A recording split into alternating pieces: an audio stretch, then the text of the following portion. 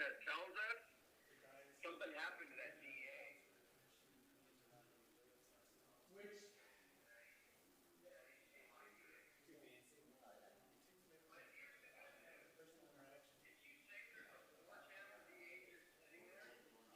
yeah, I could, but I've got 7 accounts.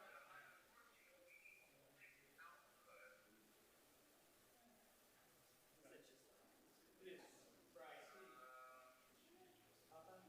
But I see what you're getting at. I either go with that color, or I give 6 of them, because I give the 4 and the 2. Wonder if we can do. Okay.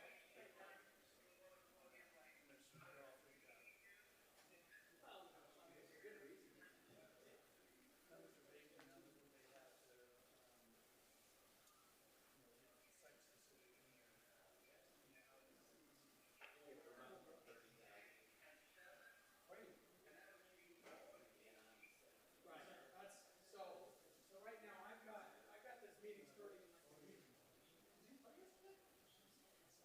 It's not working. Oh yeah, yeah, yeah.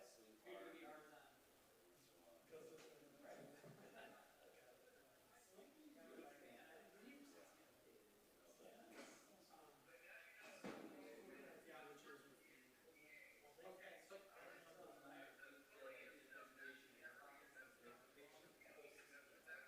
no, but I might take that outbreak and just send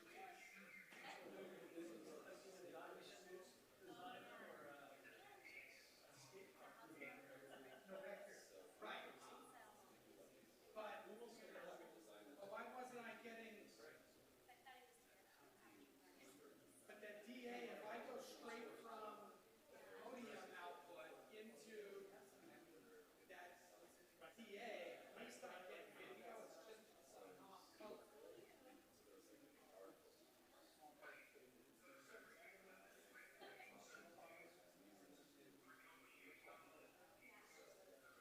No, well, you're there and I'm here. Okay, I think I know what I'm going to run in through a couple different things in 5 minutes and. Okay.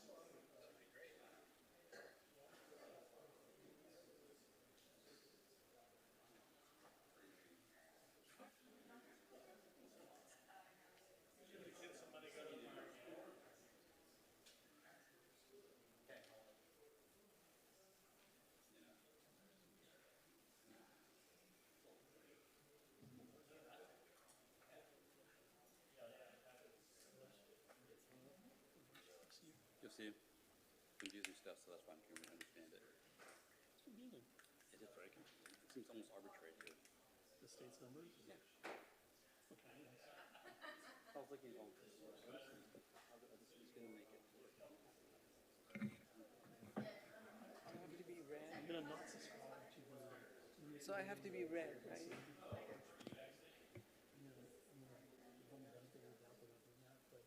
So it's like the old red, no, it's mute. Oh, red's hot. Fairly doesn't mean everybody gets exactly the amount, or everybody gets the amount based on the per capita or the area. But it's to come up with a criteria or methodology that looks at encouraging housing where most want increases. So if cities have transit development area, or they have high quality centers, or they have their shit. Because it's things like less lines, stops. Waiting at the bus going by doesn't necessarily get you riding the bus. Right. It's not that true.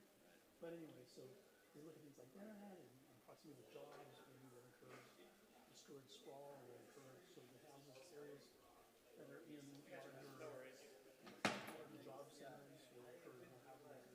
So that's kind of a design. Then you look at some major anomalies with some major somewhat. I think the beaches, maybe some numbers lower than ours. It seems like it should be the same thing. These are higher. Newport's probably should be a little lower, but basically the same as ours. They've got the area on the airport. So I get it. If you guys are the experts, But I'm basically, you get nothing. 800 units, we got 4,000. a lot of 740. How about Fountain Valley? Fountain Valley is good about what you expect. Much lower than ours, but a much smaller city. Santa Ana got it. Because of the benefits they get for having more low-income housing and things like Dysfunctional. In between stages over. So that's part of it.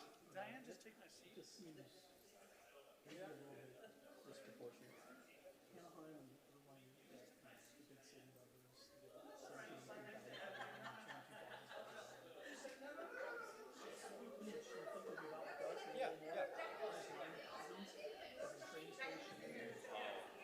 it makes sense when you look at it. Maybe it doesn't quite, the absolute nuances of it don't quite make sense, and it's a little bit of a black box. I was going, Mark, Barry. me too. So I, think we're okay with the number generally that we got. We're happy with Scotty's opinion the overall number. Is it the 4,000 too? Is that what they end up with? We think so. That's what they recommended to the CHD yesterday. Okay. But it actually was a tie vote for the three to go with the fifth alternative, which had no open, it was going to drive the numbers way up. Oh my. There's 3-2 vote, and the share recommended. So we expect that group to make another push at CHD, and maybe, I don't think it's a council. So, anyway, it's outside. So tonight's really just going to kick off and get some stage, explain to people Good, how are you? kind of processes what we're going to do, what we're doing. And we don't know enough yet to program vision, position potential sites we're looking at, using the program, the conclusion of housing, and things like that. So, and then look for some early feedback from the council. Really, we wouldn't be looking for do this, do that yet. It'd be more, there's something that's just so unpalatable if they all absolutely want to. That'd be okay with that. So it's not just that they're expecting council feedback. We are, and not a whole lot, but I'm sure we'll get questions and something. We expect there to be. 1 hour of people. Well, I think we'll have, I think we're gonna be done about 10 presentations. You. So that leaves the council and the public. Okay. Anything else good? Everything else good? I know Manu said that she's working on the Acre extension letter that's sitting on. Yeah, I think she may have given that to me. Yeah. How's the platform? We're all good. It's moving along. You know, they're doing stuff. They're just waiting to get it. I think Manu's got signed off on the permit, and then Barry's got the extension of the pipeline. Just because you're losing hundreds of millions of dollars, they get all worried. What's going to happen?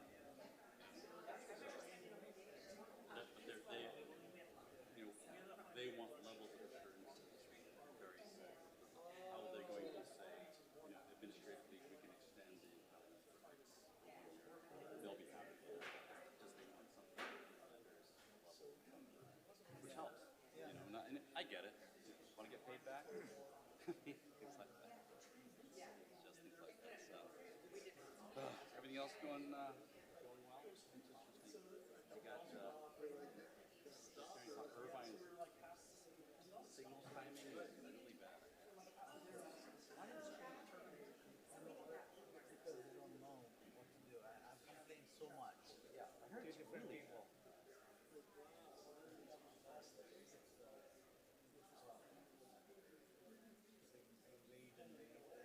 Sometimes it's like, maybe nobody on coming with you and classic. Yeah. Do I go? A lot of police. Yeah. That they do. Yeah. That's exactly what happened. What's up? You can go over to somebody, you know, That's exactly what happened.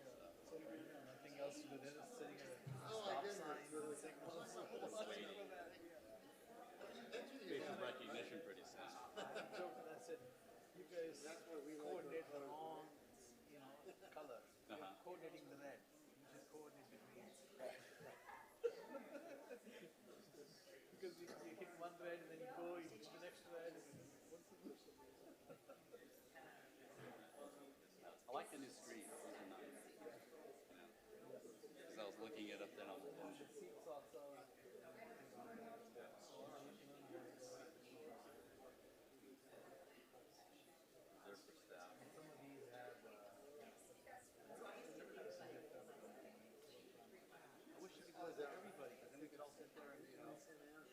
Netflix and stuff and act like we're doing it.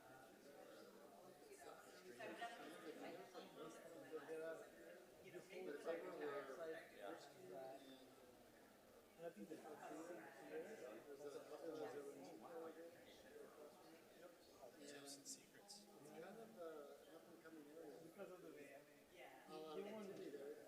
You wouldn't notice, but you can see.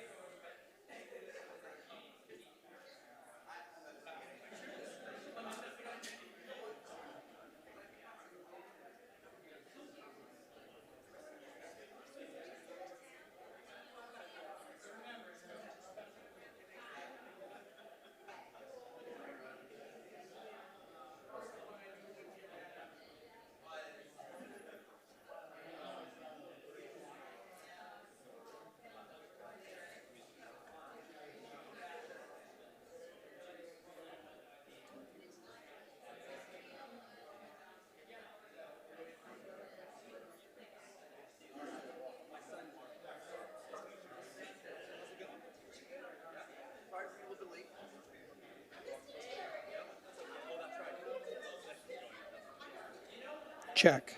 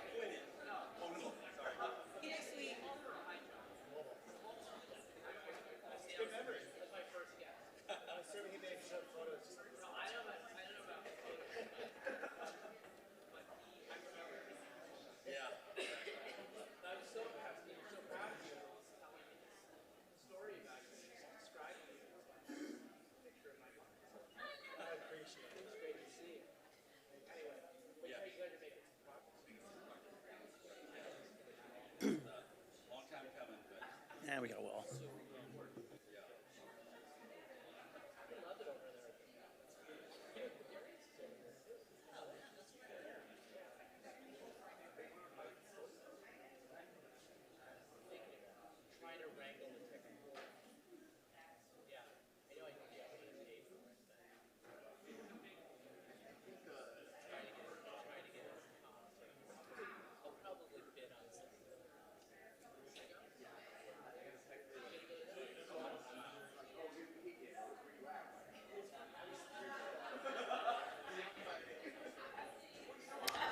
Council members, can you join us, please?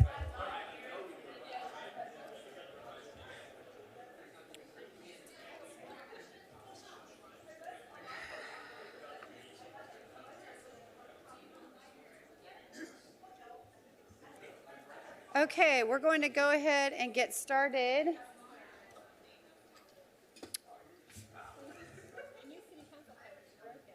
Oh.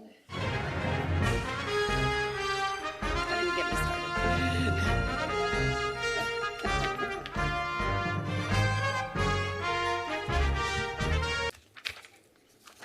Okay, welcome to the Costa Mesa City Council study session for Tuesday, October 8th, 2019. And I will now call the meeting to order. City Clerk, may we please have the roll? Let the record reflect that all council members are present. Okay, we have one item to discuss. What is, Yeah, he's not here. Well, he was here, but he's not here right now. So do you want to? oh, okay. I thought he was just walking in. Okay, except Councilmember Mansour. Okay. We have one item to discuss tonight, and we will have our presentation followed by council questions, then public comments, then additional comments by council. And I think that it's not on the agenda, but didn't we need to report out? Okay. So yeah, we had to have the report out when we had the closed session. It wasn't. So we can report out now. There is no reportable action taken in closed session. Okay, thank you. City Clerk, will you please read the title?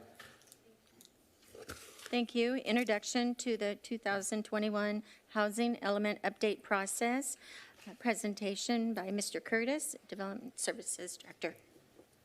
Mr. Curtis. Good evening, Madam Mayor, members of the City Council. My name is Barry Curtis, Director of Economic and Development Services for the city.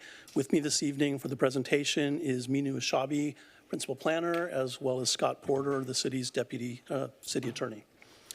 So the reason we're here this evening is for an early introductory process, or an early introduction to the required housing element update process.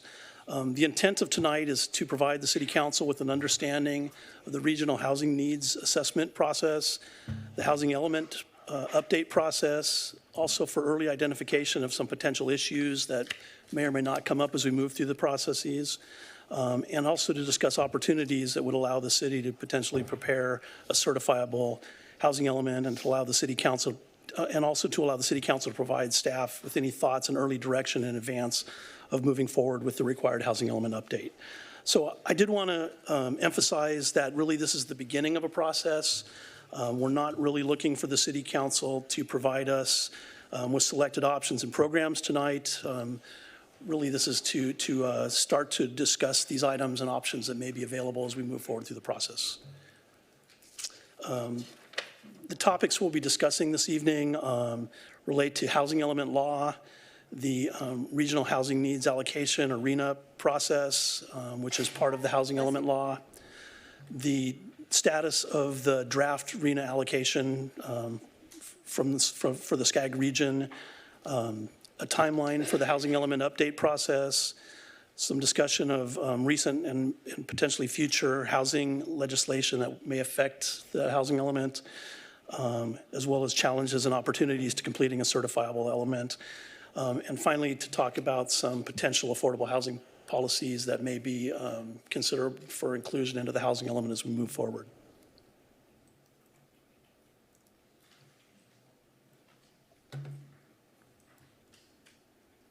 Good evening,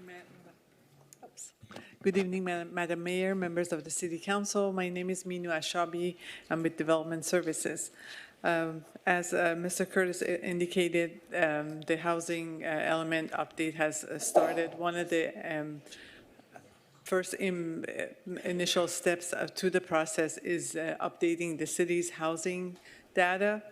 So this slide talks about how the land use, residential land use is distributed through the city. The total acres dedicated to residential land use is 3,700 and more acres. It's roughly about 47% of the city's overall area. And those land uses are distributed to three different categories. One is the low density category, which is 1 to 8 dwelling per acre, medium density up to 14 dwelling per acre. High density goes up to 20 dwelling per acre. As of 2010, the Costa Mesa's housing consisted of 58% renter occupied and 42% owner occupied. And that percent for the renter occupied has risen since the 2010. Currently we are in the 5th cycle of the housing element that covers 2013 through 2021. Housing element is a required element of the general plan that's updated every 8 years.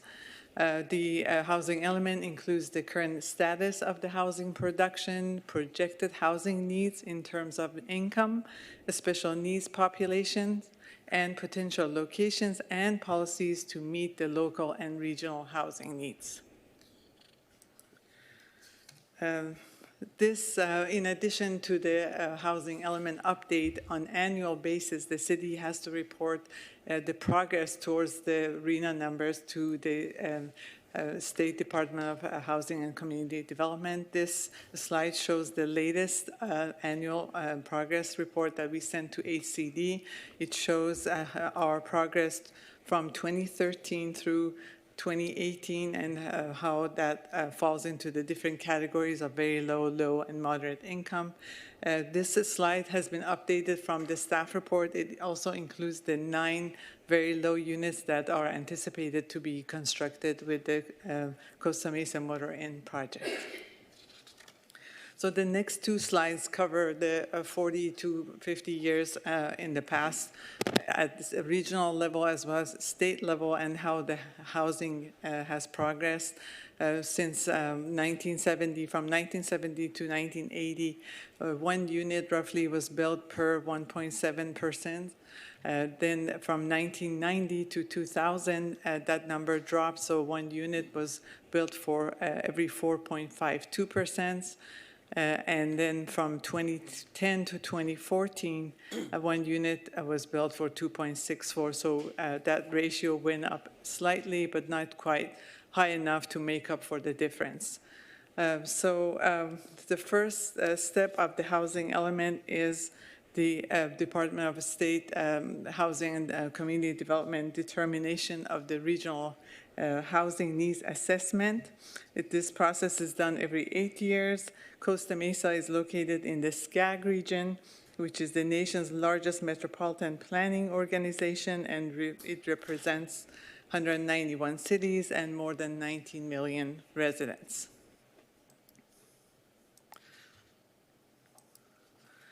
This is just a snapshot that shows the housing data statewide during the past 50 years, starting from 1967 to 2015. The yellow areas show the single-family housing development, and the darker blue shows the multiple family. As you can see, there are peaks and valleys, and with the least amount of housing production back in 2007, 2008. And in general, you can see how the level of housing development has shrunk. So as Minu indicated, the State Department of Housing and Community Development is charged with allocating a regional RENA to the SCAG region. They have provided a draft RENA to SCAG of approximately 1.3 million residential units to be constructed in the SCAG region over the 8-year planning period. SCAG is then responsible to take that aggregate number and to develop a methodology to fairly distribute that regional allocation across the multiple cities and jurisdictions that make up the SCAG region. When I say fairly distribute, that doesn't necessarily mean on a per capita basis where the biggest cities get the largest allocation, or the cities that are largest geographically or have the most vacant land necessarily get the largest allocation. SCAG, in developing its methodology, looks at things like intents to limit sprawl, encouraging housing near transit and jobs and things like that. All those go into the methodology that SCAG is developing to allocate the RENA across the region. In developing the RENA and the methodology, SCAG's charged also with surveying each of the cities in the region related to a number of planning factors. Those include job housing relationships, infrastructure limitations outside of a city's control, policies counties may have on preservation of agriculture and open space, as well as high housing costs in certain areas.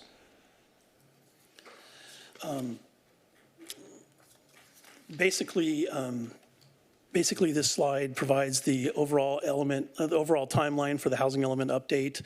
As Minu indicated earlier, the housing element is required to be updated by October 2021. We are currently in the review of the methodology, the RENA methodology by SCAG. The SCAG's RENA subcommittee met yesterday to consider a recommendation to the CEHD committee of SCAG, who will be considering the methodology on the 21st, and they will be requested to submit a recommendation to the regional council at its November meeting. So really, as we move down this process, the methodology will be finalized through the end of this year. A final distribution of the draft RENA will be released to the city in January, February of 2020 next year. And then there's an appeal period that goes through SCAG. Final draft RENA is anticipated in August of next year, with an adoption of the actual RENA in October of next year, which gives the cities basically 1 year to complete a housing element if it's due to the state in October of 2021. Really what this slide is intended to do is show that the RENA that we're working on right now is really the first step in the housing element update process.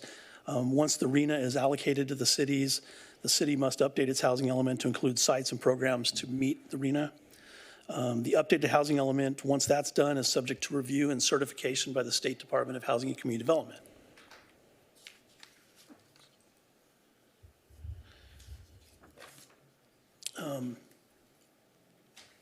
Basically, as I indicated, the state has given SCAG a RENA of a little over 1.3 million units to be distributed across the region. Included in that overall regional regional RENA number is a breakdown for very low, low, moderate, and above moderate income classifications. Basically, about 26% is allocated towards very low income housing, 15% to low income housing, almost 17% to moderate income housing, and about 42% allocated toward above moderate income housing to make up the 1.3 million.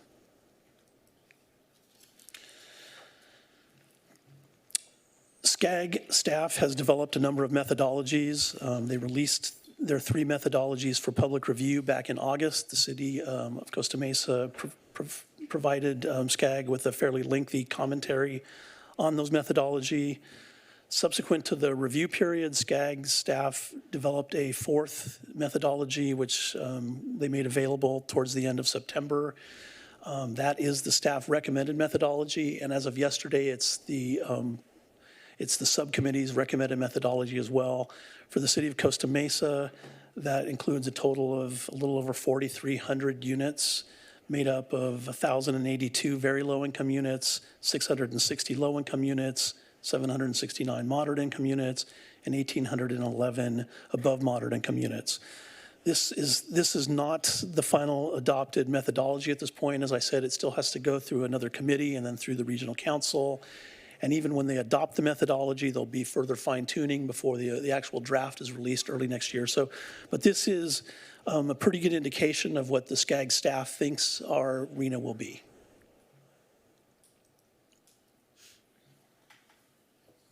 So this slide is just to reiterate that for the city to stay in compliance, a certified housing element needs to be in place.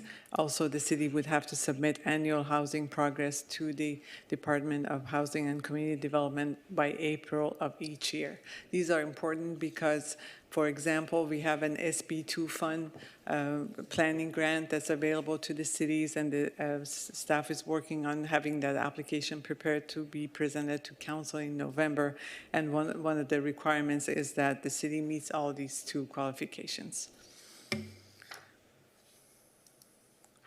As far as challenges, as Bear indicated, there's a possibility of having a very high RENA allocation for this cycle, as the numbers range from 2,000 to 9,000, and the probability of having 4,300 RENA units.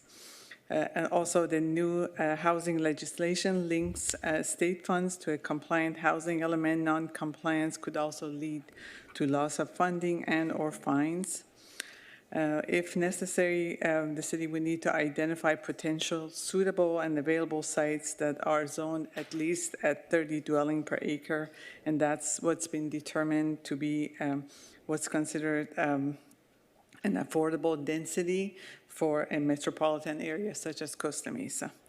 We also need to think about Measure Y and its implications on any updates to the housing element or any policies or zone changes that would be required. As far as potential sites or options to consider, the urban plan overlays have a maximum density of 20 dwelling acres without having any affordable housing requirements. So one of the options would be to consider a percentage of affordable units or an in-lieu fee within those overlay areas. Second, residential incentive overlays that covered up to 1,600 units was reduced to an area of up to 302 units in 2018, so the council could consider maybe expanding the area. The Fairview Developmental Center has a unit cap of 582, distributed 250 for single family and 332 for multiple family. Again, that number could be adjusted to meet some of the RENA requirements. Newport Boulevard specific plan, the maximum density is 17.4, but that's on the sliding scale, and it's for a site up to 60,000 square feet. It's been very challenging to be met. So one option would be to increase the density to be consistent with the rest of the city to at least 20 dwelling per acre, and removing that sliding scale requirement. We have one project that's under review, referred to as One Metro West, and as the proposal includes a percentage of affordable housing in it. Other residential option locations could be north of the 405 or in the area of the airport industrial. The state also allows ADU units to be counted towards RENA, but in order to do that, the city would have to show that about the promotions and feasible and basically providing incentives to provide ADU units, and we would also have to keep track of the affordability of those units. The last option that we included here, and again, these are just options that need to be further studied depending on what the council chooses. The Sakyuka Lot 2, the maximum density and the capacity is at 660 units. First, I want to backtrack for 1 second. I forgot to mention one thing. I indicated that HCD, the State Department of Housing and Community Development, has provided the SCAG region with a RENA of a little over 1.3 million units over the planning period. SCAG has appealed that number, requesting a lower number. That we expect to get that answer back from the state the next week or 2 weeks. So if that comes back and the appeal is sustained, the numbers may be adjusted based on a lower overall RENA. Minu talked a little bit about the issue with 30 units per acre.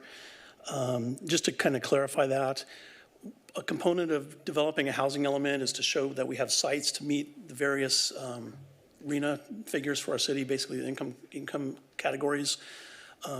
Sites that are going to be cited to show that we have adequate space available and land zoned available for the very low and the low income classifications must be zoned at 30 units per acre by the state for them to count those as sites for potential affordable housing. So in addition to ensuring that the city has adequate sites available at minimum 30 units per acre to accommodate the very low and the low component of the RENA, the city could consider the adoption of an inclusionary housing ordinance to further encourage affordable housing within the city. Minu touched on it a little bit about some of the opportunity sites that we noticed so far in the city. None of those have had an affordable housing requirement put upon them. The only times that we've required affordable housing to date is one is a lawsuit settlement, and then the others would be in conjunction with any density bonus requests. So some of the things that the city could do in looking at an inclusionary housing ordinance would be to require that a minimum percentage of project units be affordable at the various income levels. The city could also, in conjunction with that or as opposed to that, the city could consider the payment of an in lieu fee for smaller projects or for sale projects, which provide a lot fewer units, affordable units for the same amount of money that you could get with rental affordable housing. The city could use in lieu funds basically towards the purchase of land in partnership with a nonprofit affordable housing developer who would then leverage the city's funds or the land obtained through the city funds to obtain tax credits, bonds, and other financing options available to develop affordable units. What I've just described is more or less the inclusionary housing program that we set up in Irvine when I worked for the city of Irvine. Other cities in the areas I mentioned, Irvine has a requirement of 15% affordable or in lieu fees to make the same. Santa Ana has a minimum of 15% units be affordable for only in for sale projects. Newport Beach requires 9% very low income housing and 15% low income housing. And Huntington Beach, for some reason we didn't put on here, I believe is 10%. 10% of units in a Huntington Beach are required to be affordable units. And Scott will address some legal issues associated with inclusionary housing at this point. So relating to inclusionary housing, you should be aware that prior to 2018, there was a court case called the Palmer, it was a Palmer decision, which essentially said that a city did not have the authority to establish an inclusionary housing regulation with respect to rental housing. The California State Legislature, pursuant to AB 1505, changed the rule legislatively. Now they said expressly a city may adopt an inclusionary housing ordinance with respect to rental and for sale properties. So clearly that is a legal option for you all to consider. With respect to pending legislation, when you're deciding what sort of decisions you want to make, you'll want to consider the existing legislation that is potentially going to be on the books. We've got 10 different bills that I will talk to you about. Only one of them to date has been signed. The other 9 are sitting on the governor's desk, and we'll see what the governor decides to do. The governor has publicly stated that he is in favor of strong housing legislation, so I would be unsurprised to find out that many of the bills get adopted.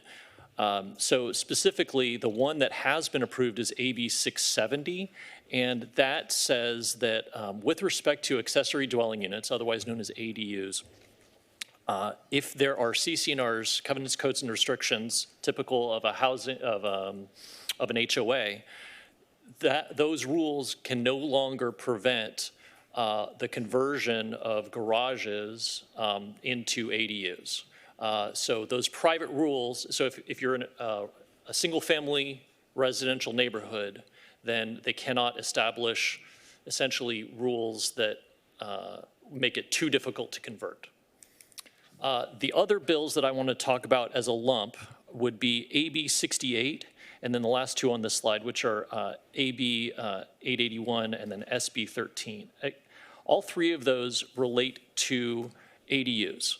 And they're all substantially similar. A lot of them include parallel provisions. Some of them have slightly different provisions. So I'm just going to refer to them all as one category, and we'll see what ends up getting adopted. So here's the smorgasbord of ideas that may or may not be approved by the governor. It would prohibit minimum lot sizes. So a lot of cities, and I believe Costa Mesa has a minimum lot size of 7,900 square feet. That would go away. It prohibits lot coverage requirements, such as you can't have, say, I'll make up a number, you can't cover your backyard by more than, at least 40% of your yard has to be available. That doesn't apply to ADUs, assuming all these get adopted. Garage conversions would be allowed. So, and there would be no requirement to provide replacement parking for those lost units. It would require ministerial approval for ADUs within 60 days of the city receiving a complete application. Cities must allow ADUs of, depending on the legislation, either 800 square feet or 850 square feet, and potentially 1,000 square feet if it's 2 or more bedrooms.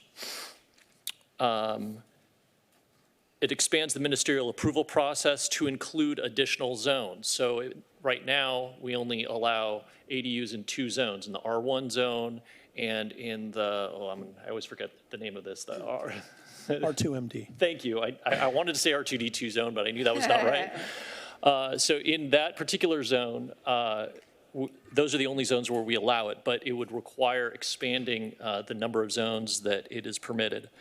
Authorizes HCD to submit findings on whether the city's ordinance complies, and then can authorize the Attorney General to sue the city if its ordinance does not comply. Additional rules talk about limiting setbacks to no more than 4 feet, allowing cities to use ADUs to meet their regional housing needs assessment requirements, and potentially, in some situations, prohibiting a city from enforcing against property owners that previously had created ADUs illegally. So there's a whole smorgasbord of potential things that may be coming down the road. We'll see what happens. AB 671, this particular bill talks about it requires a housing element to include a program to incentivize or to promote ADUs. So by December 31st, 2020, HCD must create a list of state grants and financial incentives, and essentially the city needs to be doing more than just simply allowing them. Maybe it's creating a streamlined process to allow their implementation, grant monies, you name it. All right, next slide. The other bills we'll talk about, SB 5 would create a state-operated housing fund to allocate in the first number of years up to $250 million annually for affordable housing, and it would be reallocating that money from schools into this fund. So that is politically dicey. I'm curious to see how that will all turn out. AB 330 streamlines the approval of emergency shelters. It limits the ability of cities to put up roadblocks. AB 1483 revises housing reporting requirements. And then a fairly comprehensive bill is SB 330, known as the Housing Crisis Act of 2019. It adopts a number of rules relating to those situations where you have a proposal for 100% of the units to be affordable. So right now, you have in the density bonus law, you might have, for example, if you put X number of units, you might be able to get a 35% density bonus. Well, what if you build 100% of your units are affordable? Well, this says, number one, then potentially the number of incentives that you get increases. You can have a density bonus of 80%. There are a number of incentives along these lines to substantially expand that type of project. The last one we'll talk about will be, AB 1483. I touched on that previously. So the city needs to post on its website a schedule of fees, talking about what zoning ordinances are in place, nexus studies. Essentially, we need to provide more information. And then I guess that's it. And just wrapping up, again, the intent of tonight's study session is to provide the City Council with an early introduction to the required housing element update process, and to allow the council to provide us staff with any thoughts and early direction in advance of moving forward with the required housing element update. Staff envisions that there will be a number of similar study sessions as we move through this process, or other check-ins with the City Council during the housing element update process. Further, staff will be budgeting for a consultant to prepare the housing element in next year's budget. One thing that I want to make clear is when we prepare the RFP for that, we will be including a provision for a robust public engagement process to allow the public multiple opportunities to participate in the development of this important general plan housing element update. And that would conclude our prepared remarks for this evening. We're happy to answer any questions the council may have. Okay, council, if you have a question, please request the queue. Councilor Guinness. In our housing element, as it was adopted in 2016, there would have been capacity under that particular general plan for 9,200 units above what was in existence at that point in time. However, since then, there have been some units built, and we also have made some changes, particularly to the motel overlay. Do you have a figure for what capacity we have in our general plan right now?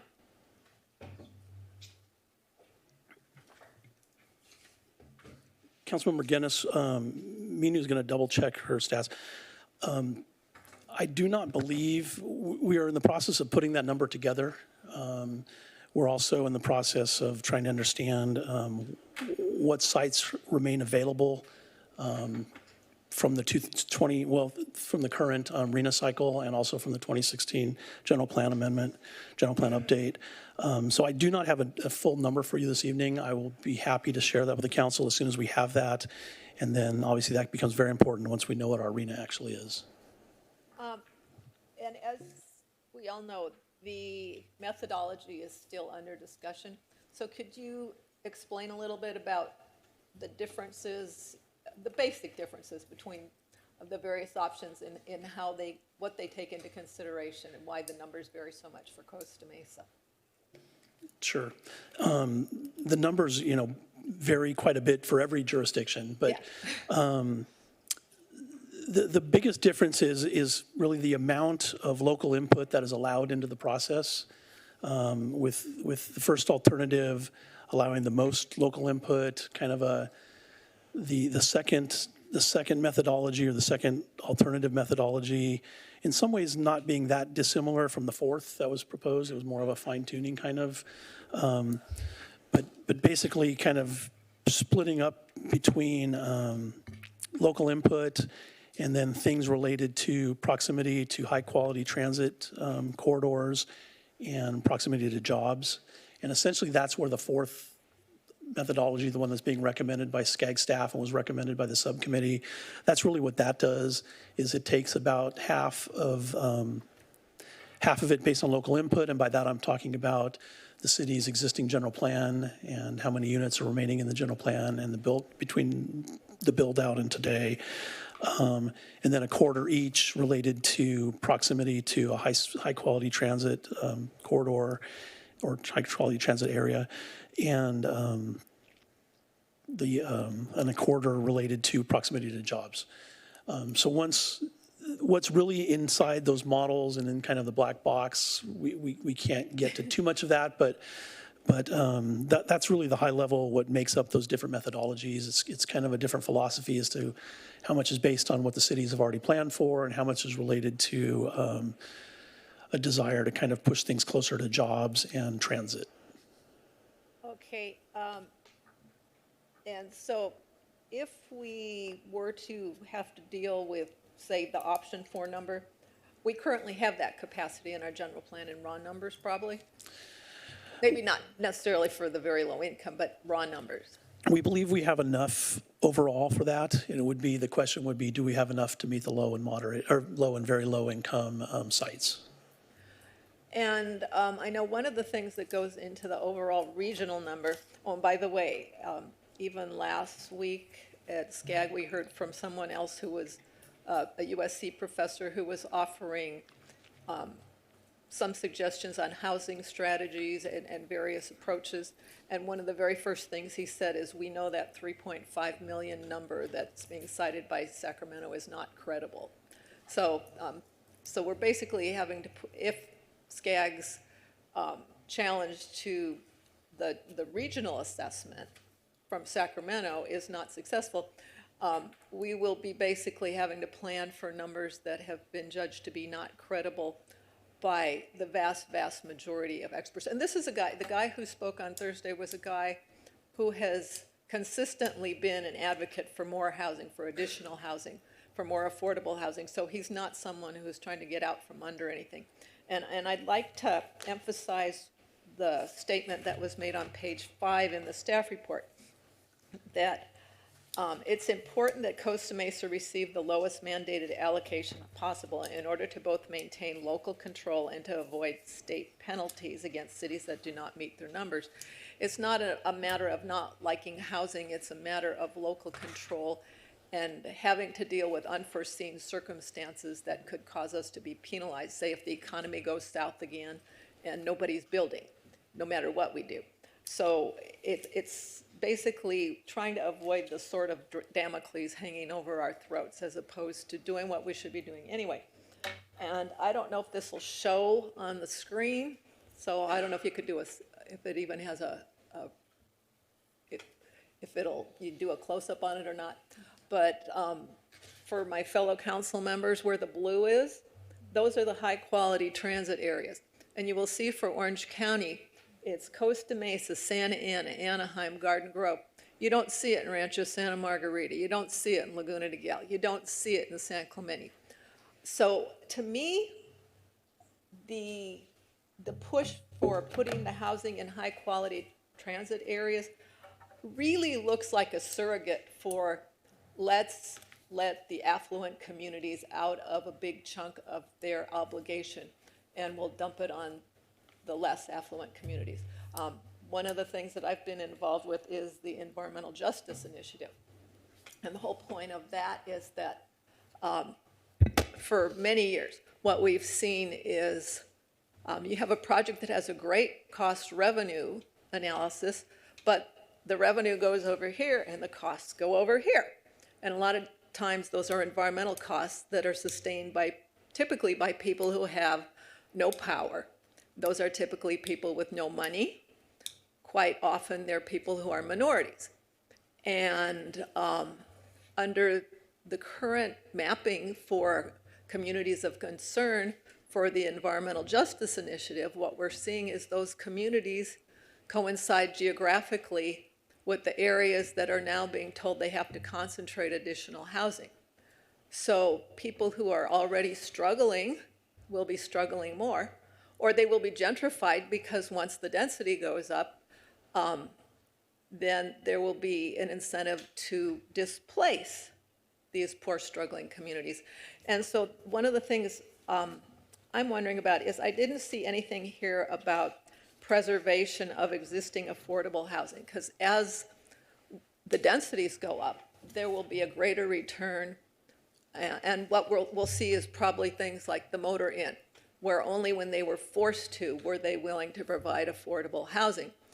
And what we will see is more and more displacement of the working class people. For example, there was the project on Victoria a couple of years ago, that was before you came, where the tenants were here saying, well, where are we going to go? Well, we didn't have an answer. There was no answer because there was no place.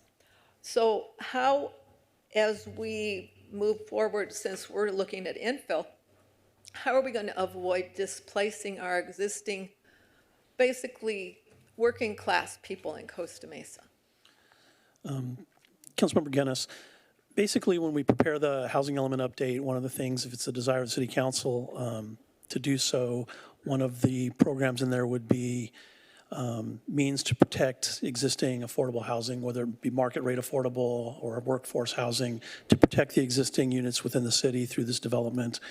So that's absolutely something the City Council could direct us to do, and that's certainly a tool that could be at our disposal. Ultimately,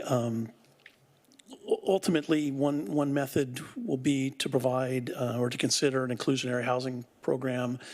As you indicated, a lot of the projects that came through only provided affordable housing when the development was challenged and through a settlement. I do think the City Council should consider an inclusionary housing ordinance for the city as we move forward.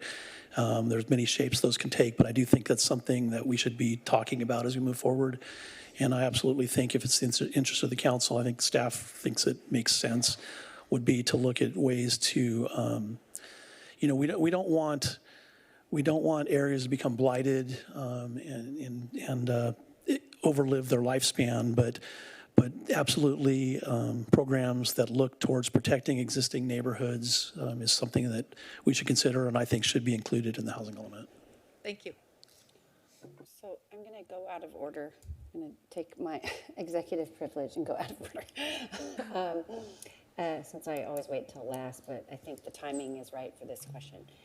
So as I was thinking through this report and reading everything, and thinking about a lot of those concerns that Councilmember Guinness expressed and a lot of things that were expressed by residents in the last couple of elections with regard to protecting of our single-family neighborhoods, I guess I would like us to analyze this maybe from a different perspective, and I'd like to get your input on this, but from the perspective of concentrating our compliance with our housing element into maybe one area, as opposed to this, what it sounds like is like a shotgun approach. That's a bad phrase, but this web approach across the whole city, finding little pockets here and there.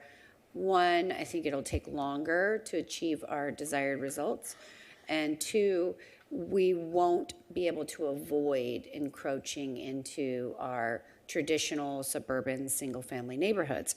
But maybe if we looked at, and I had brought this up when we talked about the general plan update in 2015, it's kind of funny, here we are again. But if we look at north of the 405, I know we have one project underway, but if we looked at that as a corridor where density could be more acceptable, and it would be less impactful on the rest of the community, plus you could build a community that's a little more walkable, It's job centers. It's kind of all the things that we're hearing are the preferred locations when you're going to build density, build in density. And we have a couple of unique opportunities. We can talk to, and this is where I don't know in terms of the procedure and the process. I'd like to get your input on that. If we were to increase the density on the current project that's pending to be able to address some of these issues, one, will we get credit for that? Okay, that's important in terms of our housing element because the timing. And then two, can we look at other areas along that same stretch as potential opportunities to do maybe mixed use that we could build in more density over there? Three, if our housing element, if compliance with the state requirements as to housing is impossible because of Measure Y, what happens? Because right now it seems to me, after reading the report and listening to the report here, it's impossible to meet the requirements of the housing element with Measure Y. Am I misinterpreting it? No. Are you ready? Is that Yeah, ready for the that's my answers? question. So I guess the first thing, I just want to clarify, the sites that we showed wasn't necessarily an approach that we're recommending. We weren't recommending a web approach. Those are just some known opportunities that are there. The city council absolutely could decide to strategically locate its density in certain areas. I think there's strong arguments for having certain areas be higher density instead of having little pockets of high density everywhere. You gain more in doing such. You can create neighborhoods that have it can support retail uses and other things in those areas. You can also locate it strategically near jobs and other things that, as you indicated, could lead towards walkability, bikeability, and maybe less reliance on a personal automobile. So the city council absolutely could do that. Getting to your questions, as long as of today, and I'm not aware of anything that's changing this, although the state keeps looking at changing housing rules, what we count towards meeting our RHNA is when a project is occupiable. So most likely, almost certainly, One Metro West would not be, any of its units wouldn't be occupiable by the time this housing element went into place. So the project itself, if you were to add additional density, both of those would most likely be credited towards the upcoming RHNA. Okay. The city could absolutely consider allowing additional residential opportunities north of the 405, whether or not I'm kind of getting to your third question, whether or not those are affected by Measure Y, we're still looking into with the city attorney's office. There is a provision in Measure Y that talks about state or federal required affordable housing being exempt from Measure Y. We're still trying to determine whether meeting the RHNA requirements as far as sites for affordable housing would do that. So I don't know the answer to that question. I don't know if Scott has any additional information. So we're still looking into that issue, but we do not yet have an answer. Okay, so follow-up question, then I'll go to Councilmember Mar. In all likelihood, you would have a mixed bag. You would have some affordable, some market rate. To meet the very low, moderate, above moderate requirements, you'd have to have a mixture. So I guess what I would want to know in terms of the analysis is if you meet all of your very low, and I guess moderate would be considered affordable, housing requirements under Measure Y, it says if it's state or federally mandated, then it's exempt from Measure Y. If you have also above moderate, does that mean that you have to get a vote on that part, or the whole project is exempt? That's the million-dollar question, I guess. And Madam Mayor, that is the question, and that's what we've been working with the city attorney's office to lock down the answer to that question. It is, we're going to be required, potentially, maybe we have enough sites in the city already, but we may be required to rezone some land for 30 units per acre or higher. And that's really what's required to meet the terms of RENA and housing element law. It doesn't necessarily say some of that couldn't be market rate, because I think it's anticipated in most cases that some of it's going to be market rate. Right. But that is the question. We completely agree with you that that is the issue, and that is the issue we're trying to get an answer to. Okay. Councilmember Moore?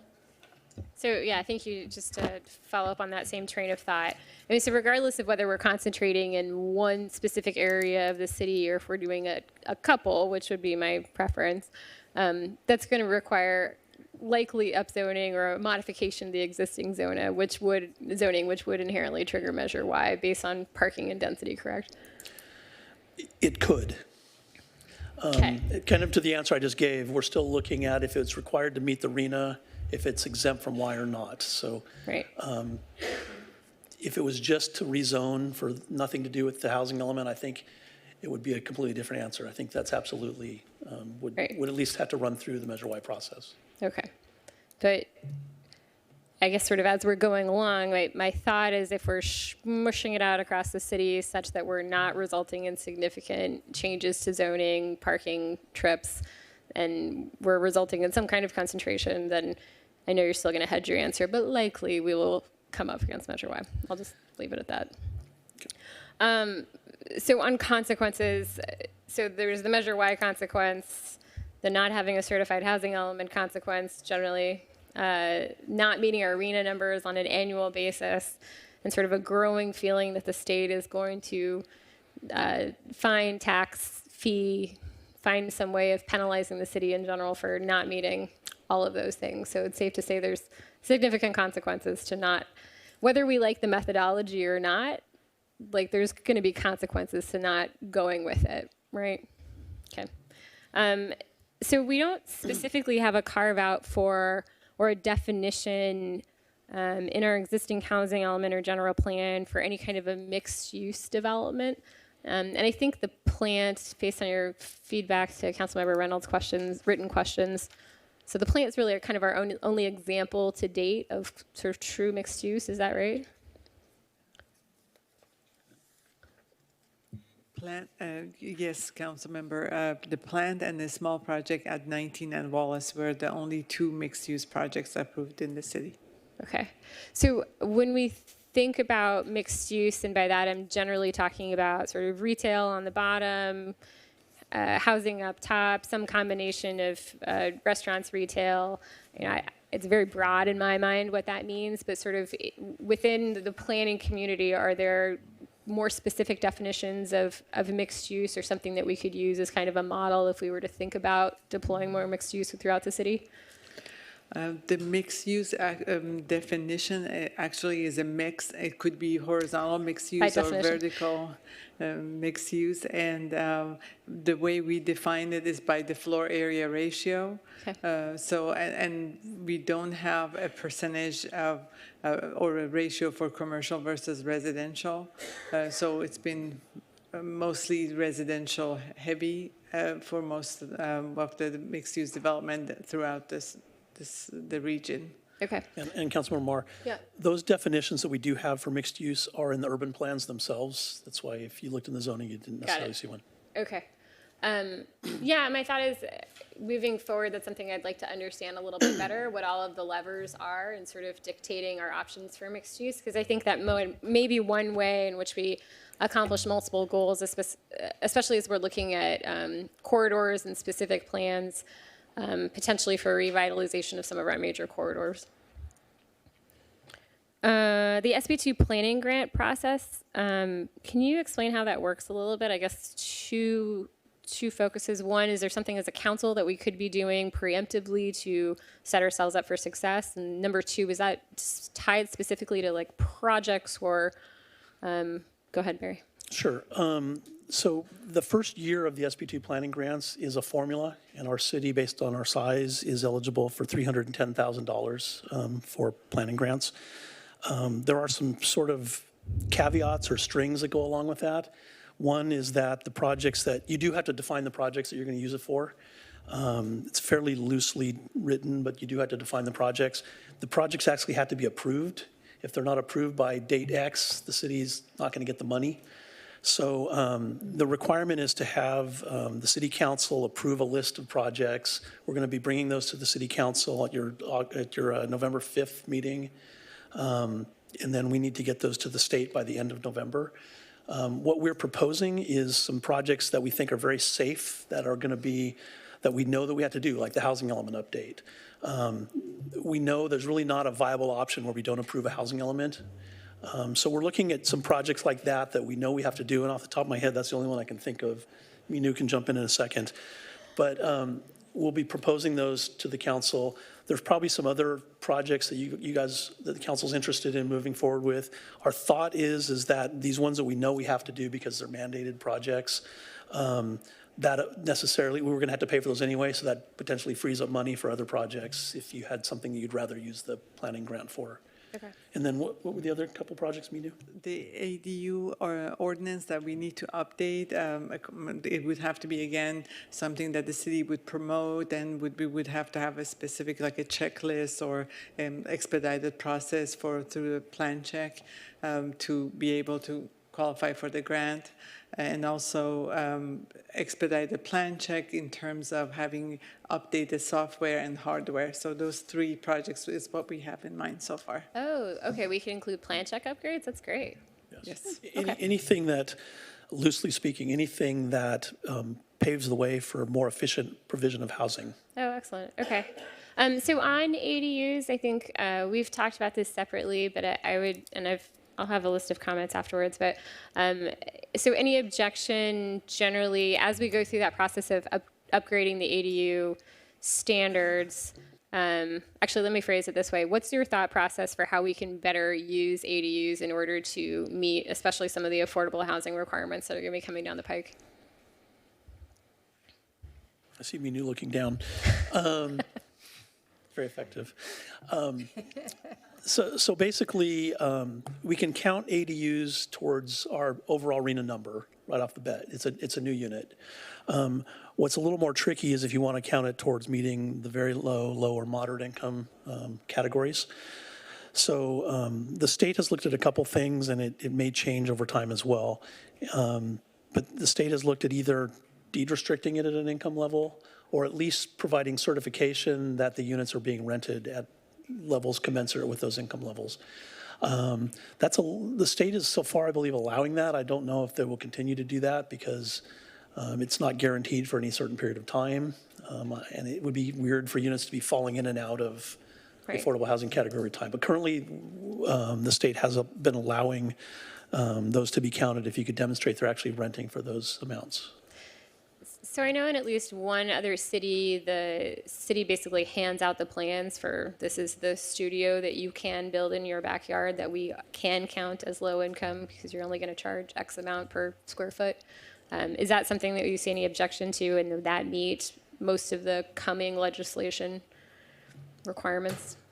So one of the bills relating to ADUs does talk about establishing streamlined procedures. So you have to establish some sort of streamlined procedures. What that is really left open to cities. Certainly that's one of the options.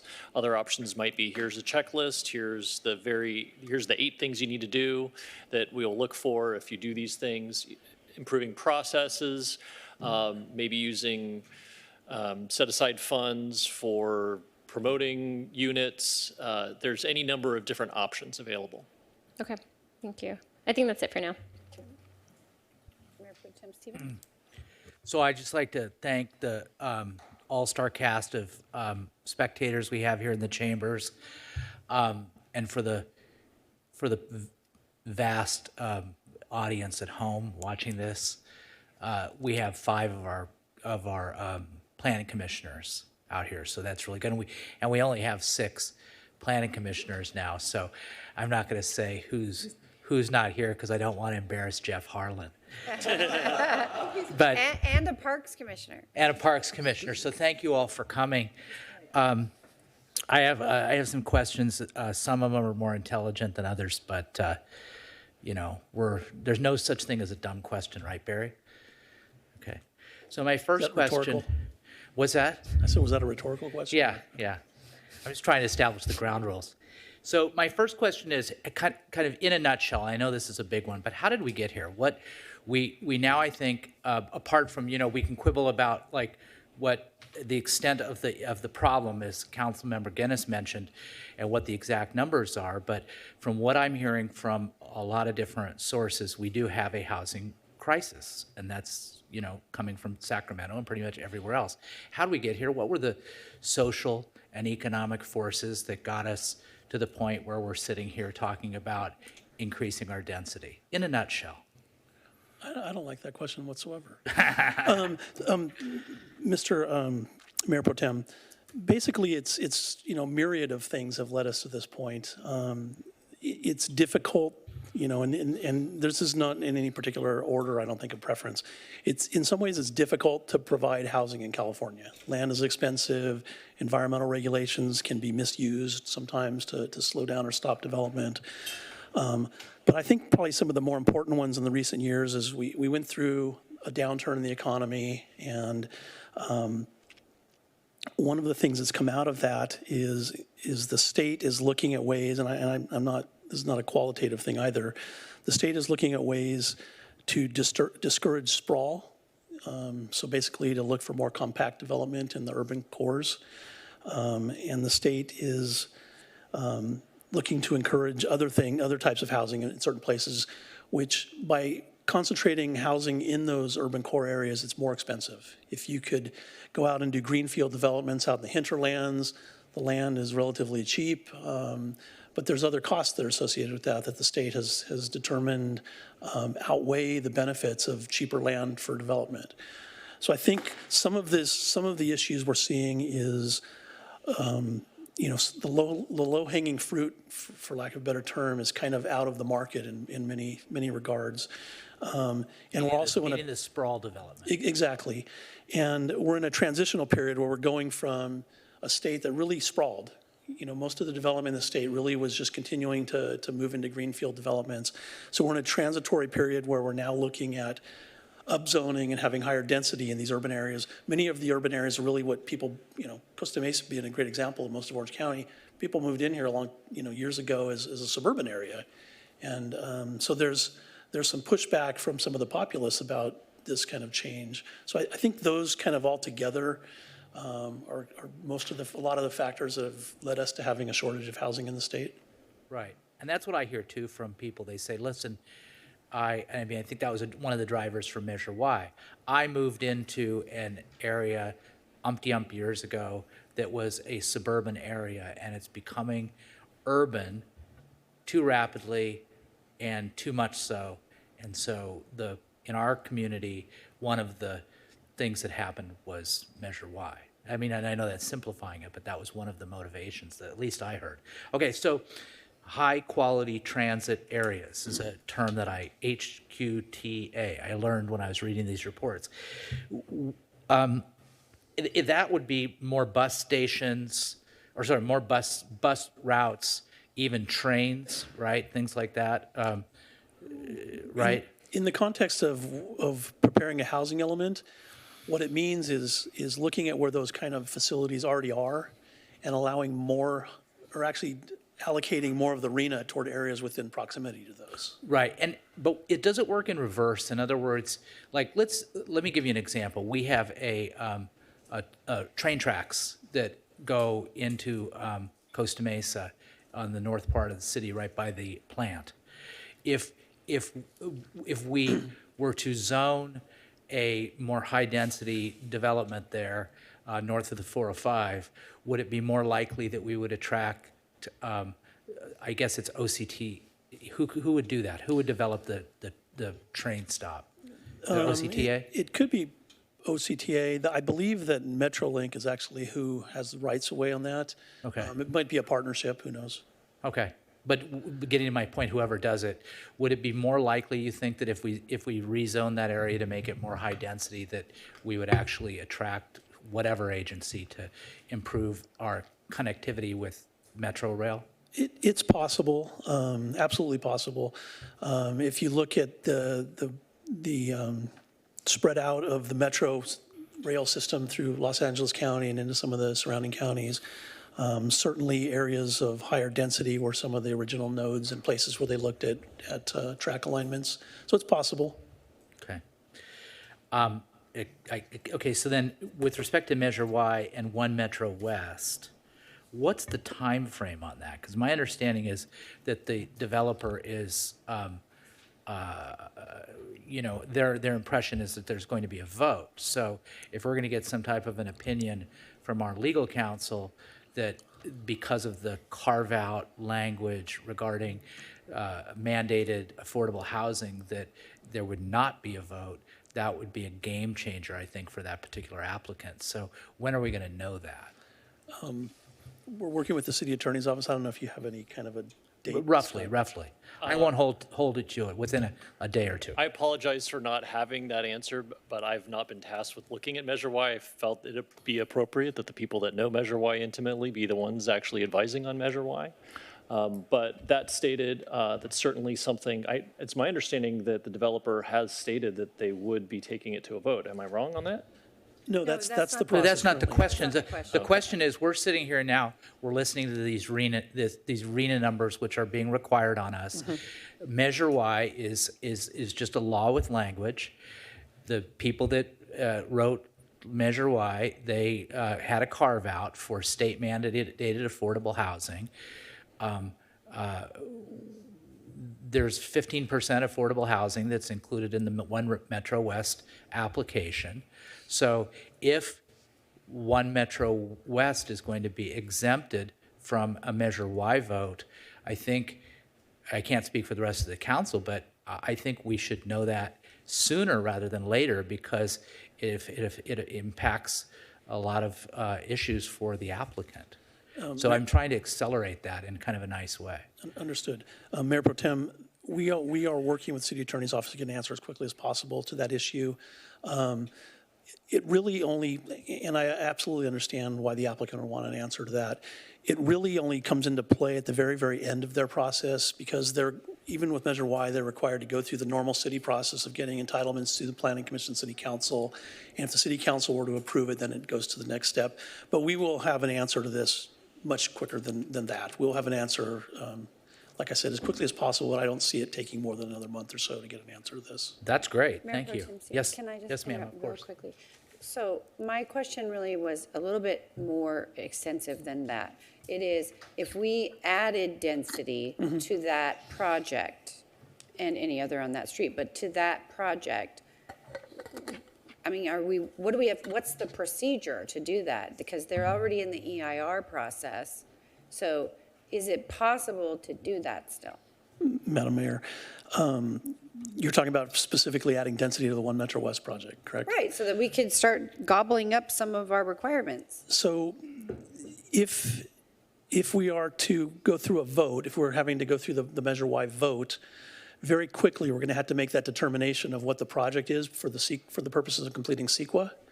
If we were to determine that it doesn't require a vote, or any similar type project that was meeting our RENA didn't require a vote, then it would be an easier process, because we would still have to go in and potentially adjust the CEQA project description, but we wouldn't be bound by having to have a 6 months finite date before. with an Got it. election at the end of it. Okay, got it.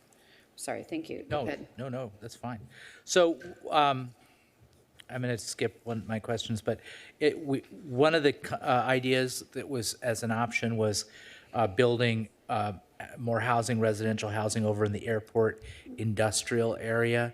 And I remember when we went through that episode with Luke, the Airport Land Use Commission, one of the things they said is their job is to protect the people from the airport and the airport from the people. So do you think, in light of kind of their mission and what they expressed to us with respect to the shelter, that it's realistic to put a material amount of housing units in that airport area?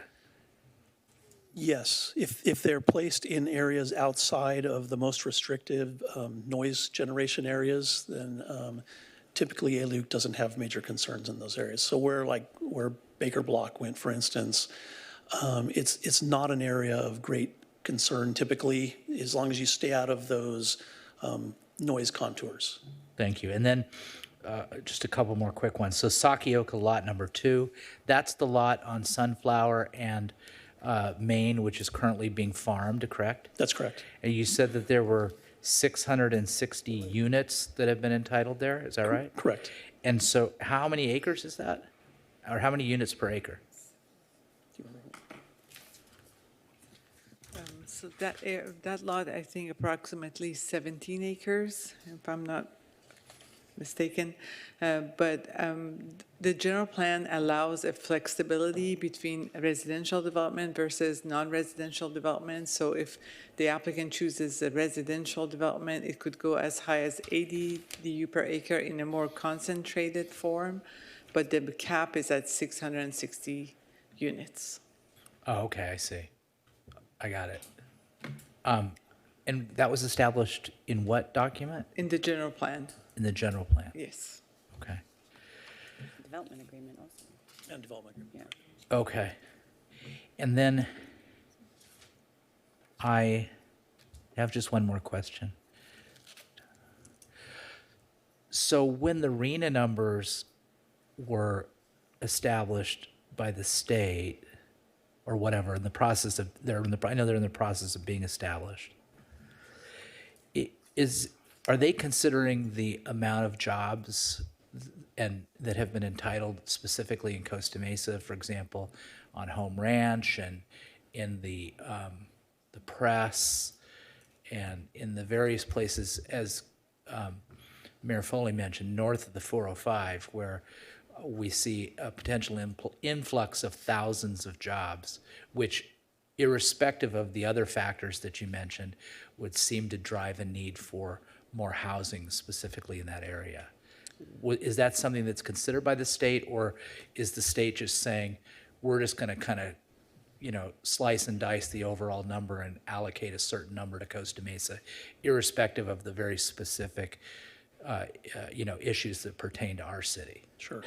Mayor Pro Tem Stevens, the state basically gives a singular number to SCAG and tells SCAG to break it up as they see fit, working with the different jurisdictions. So the state doesn't get into that level of look. They just look at. What about SCAG? So SCAG does create their methodologies.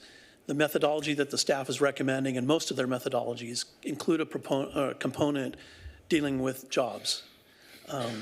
And while I have not seen the full makeup of the recommended methodology, I believe it looks at what's in the general plan, so that would be additional jobs that might be coming in the future that are at least planned in the city's general plan, and also the actual number of jobs in the city currently. So they absolutely are looking at that. Areas with high job concentration, like North Costa Mesa, Irvine, some of these areas around the airport, are getting higher RENA numbers because of that. Thank you. Thank you. Those are all my questions. Thank you very much. Okay, Councilmember Guinness? Mayor Pro Tem Stevens, can I just correct that one? The Sakioka lot is actually 33 acres. Well, that's not Guinness? dense at all, then. Okay. Our general plan, as adopted in 2016, showed capacity for an additional 9,200 additional dwelling units. According to our annual reporting included in the PowerPoint, we've built about 1,000 of those units. So that takes us down to about 8,000. We also downzoned or reduced the density on some of the motel overlays. I don't know the precise number of units that we eliminated. My guess is it's really in the 100s or in the hundreds, but certainly not more than 1,000. So that would take us down to about 7,000 capacity additional units that we have capacity for in our general plan without doing any zone changes, any general plan amendments. So why would we need to do a zone change or a general plan amendment to meet a number that's like 3,000 units less? Councilmember Guinness, firstly, we don't know yet. That'll be determined by our arena. But the reason we might need to is because we will need to show, our RENA is roughly 1,600, 1,700 units that are very low and low income. We will need to show that we have land zoned within the city for housing at 30 units or greater to accommodate that number. And then there's also some issues coming out of the state where they may or may not count formerly vacant sites or formerly analyzed sites as they go forward. They're sort of, so that's the real concern we have. But in this case, the reason we would need to potentially do that is if we needed to show sites at 30 units per acre, large enough, or enough units to accommodate the low and very low income RENA. Okay, because I'm thinking, you know, we don't need to hysterically be running around trying to densify the city at this point until we really know more. And then the other point is, you know, there's a sweet spot density-wise where you get your greatest return to your builder, and it's also the most affordable.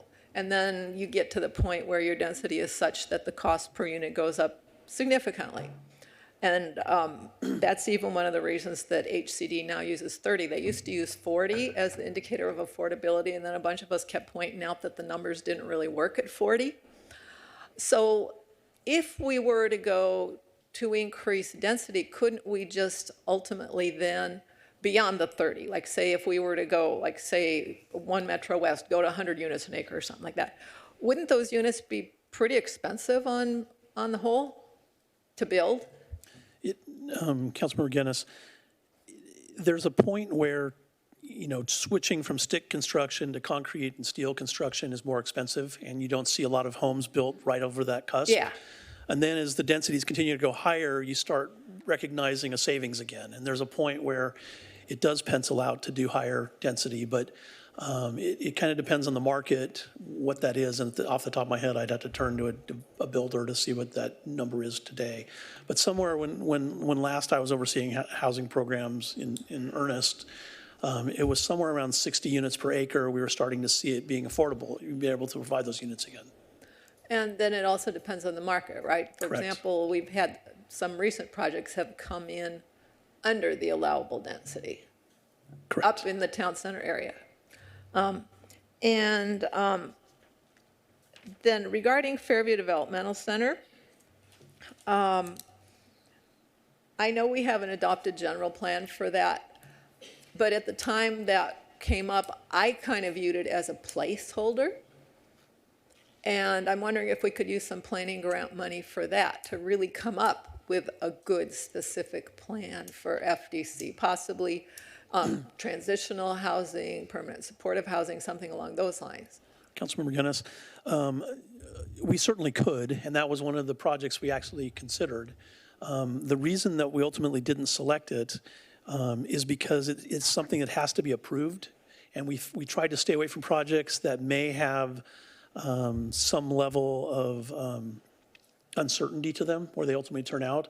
Not that, like I said, we can free up money that we'd otherwise be using to do the housing element and update the AD ordinance. So we can free up money that we could potentially use for those things, but we didn't choose, we're not recommending using the grant monies for that because it's something that has to be approved by a date certain. Okay, because my concern there is if the state wants to go a different direction from what we have adopted in our general plan, they may just trample right over us. So I would like us to be positioned to respond to that and actually work together as opposed to just either, you know, holding our breath till we turn blue and sitting on the sidelines or you know, just being out of the process entirely. So I think that would be something we really should be looking at regardless of what kind of funding we have.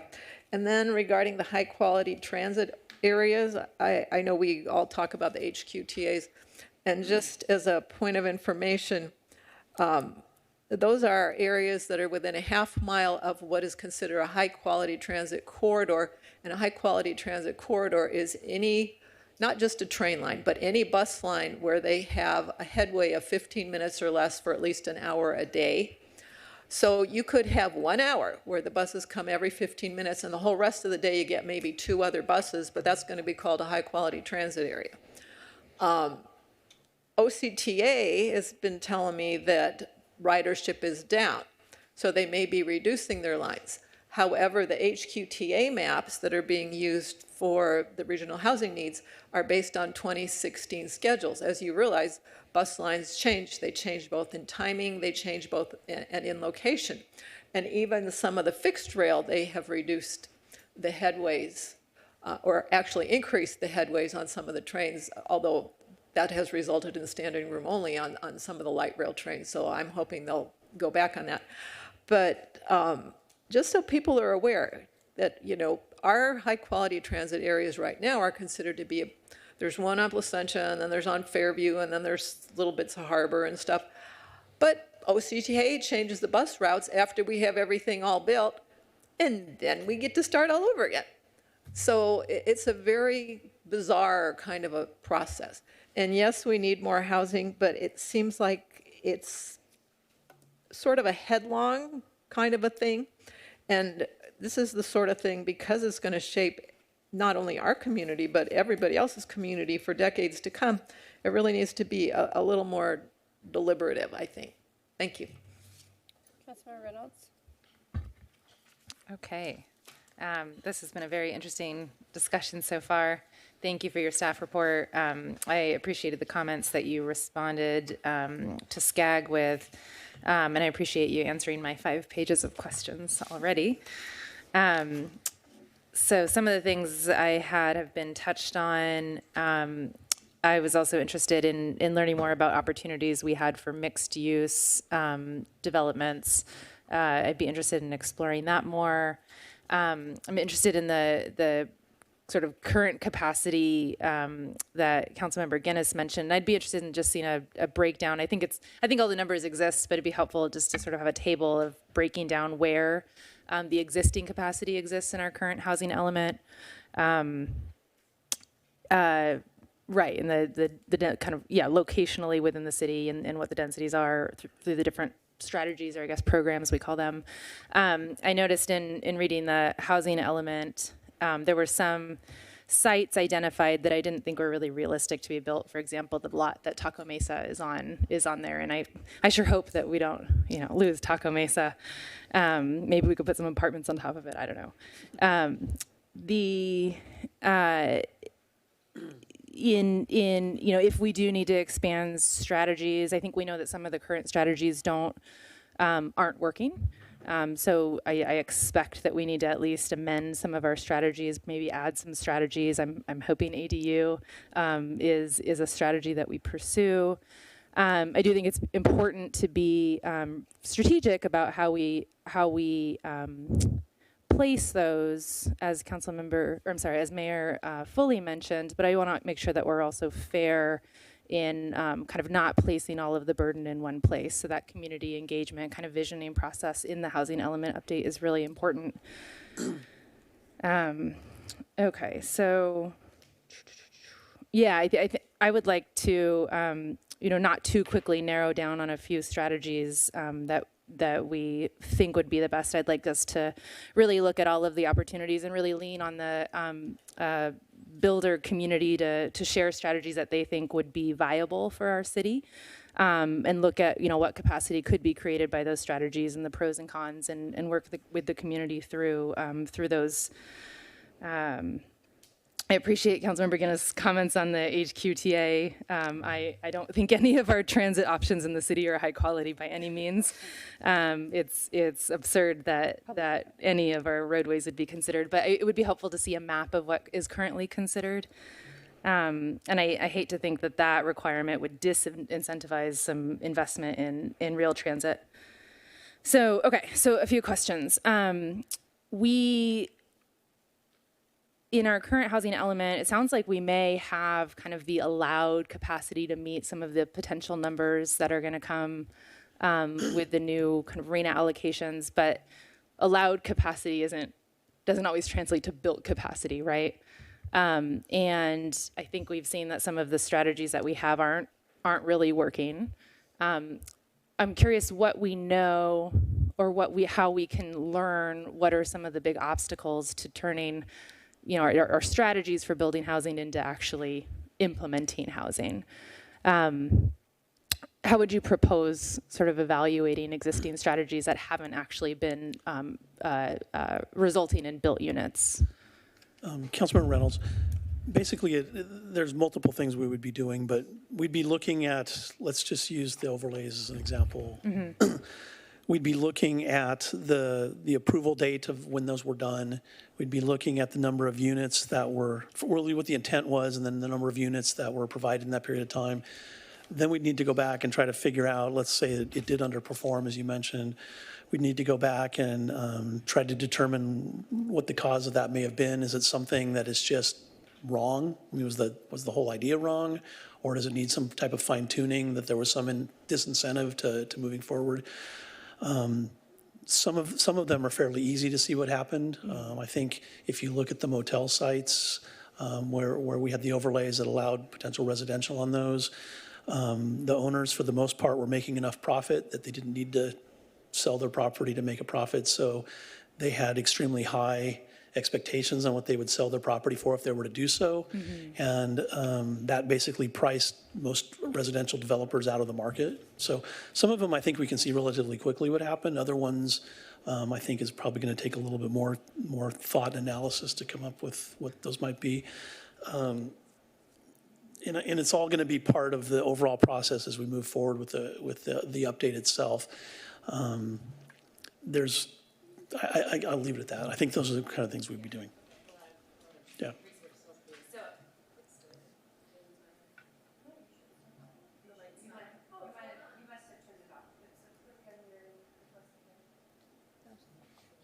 Okay.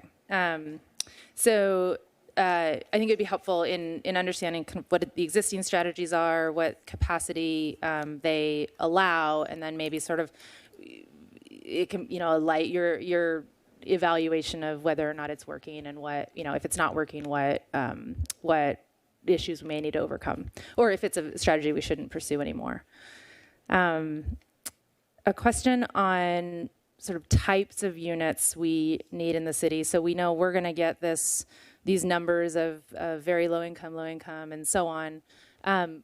What information do we have to know within those categories should we be building or trying to get built studios versus 3 bedrooms? There was some discussion that I really appreciated about, the need, how it's really hard to get larger units built for low-income families that tend to be multi-generational. So how do we know what the need is there? One of the things Councilman Reynolds, one of the things that we will be looking at in preparing the housing element is doing an analysis of kind of a needs analysis in the community. As I indicated to you in your question earlier, the market kind of takes care of most levels at the market rate, kind of takes care of what the demand is not necessarily all the time, but pretty much. It is really making sure that we have housing available to families at the lower income levels. What some cities do is through their housing programs, they incentivize larger units for the affordable projects. I've known cities that gave additional credits if you have 3 or 4 bedroom more affordable units. So let's say that you had to provide 10 affordable units through whatever program, if we were to have an affordable housing program. In the cities I'm familiar with, gave sometimes 2 and sometimes 1.5 credits for larger units. So you would potentially have to provide, half to 5 to 7 units instead of 10 units in that case. And that needs assessment you would expect is part of the normal housing element update process? Yes, ma'am. Okay, great. Can you, for folks listening at a high level, just describe what that process is? I think especially in terms of engaging the stakeholders, the builders, and then our community through the housing update process. It would be, more likely than not, it would be done through our housing element consultant, and it would look at data as far as what's available in our community. It would look at data as far as the demographics of our community, and basically come up with sort of a needs analysis through that process. Sorry, to get to the point where we have then our new housing element update. Exactly. So, for instance, if it was determined that we had an insufficient supply of family size units at very low and low income, we could bake programs into the housing element that would encourage more of those. Okay. Another thing I've seen cities do is when they have an inclusionary housing program, they require that the affordable units that come out of that program match the ratio of the project, it's the market rate project itself. So if it has 3 and 4 bedrooms, and they would have to provide a similar proportion. Okay. I think it would be really helpful for all of us as we sort of embark on this process that certainly, we know with Measure Y having passed in the city, people are very, very interested in what decisions are being made around housing. To have just sort of a rough timeline of the major milestones in the housing element update process, and especially when we'd have community workshops or other ways for the community to engage or give feedback. Or follow along. Okay, so this question came up during someone else's question. How do we balance? I saw some discussion in one of these documents about matching with the circulation update. How do we balance up any significant updates to the housing element with the circulation element? Especially if we're talking about really densifying specific areas of the city. So the housing element will introduce programs and strategies, but to the level that we have to update the circulation element, that would come later if we had to upzone the certain areas or make a general plan amendment. So those amendments would go together, the land use element update and the circulation update, but that would be subsequent to the approval of the housing element. Okay, so we would know kind of what triggered a necessary update in the circulation element. Right. Okay. Okay, I think that's it for now. Thank you. Councilmember Chavez. Hello, everyone. Good evening. Thank you for coming today to our study session and staying so intently. I'll be quick. I'm not questions have never been answered, but I really want to dive more deeply into a point made by Councilmember Guinness in the beginning of the meeting, which is how are we going to make sure we're not displacing residents as we move forward with this process? As I mentioned last week, we have currently zoned parts of my district for certain zoning, and people weren't happy about that. So going forward, are we planning on being more intentional how we zone things? Are we going to look at the whole city as a whole? Councilmember Chavez, that's a great question. I've been learned before not to tell people that's a great question because then it makes everybody else think theirs weren't, and they've all been great questions. Really, it's in a large extent, it's going to be up to the city council in determining those types of policies. But there's absolutely tools we can look at. We can go back and relook at some of the incentivized overlays and things that were in certain communities and decide if they had a negative impact to those communities and something we'd like to avoid in the future.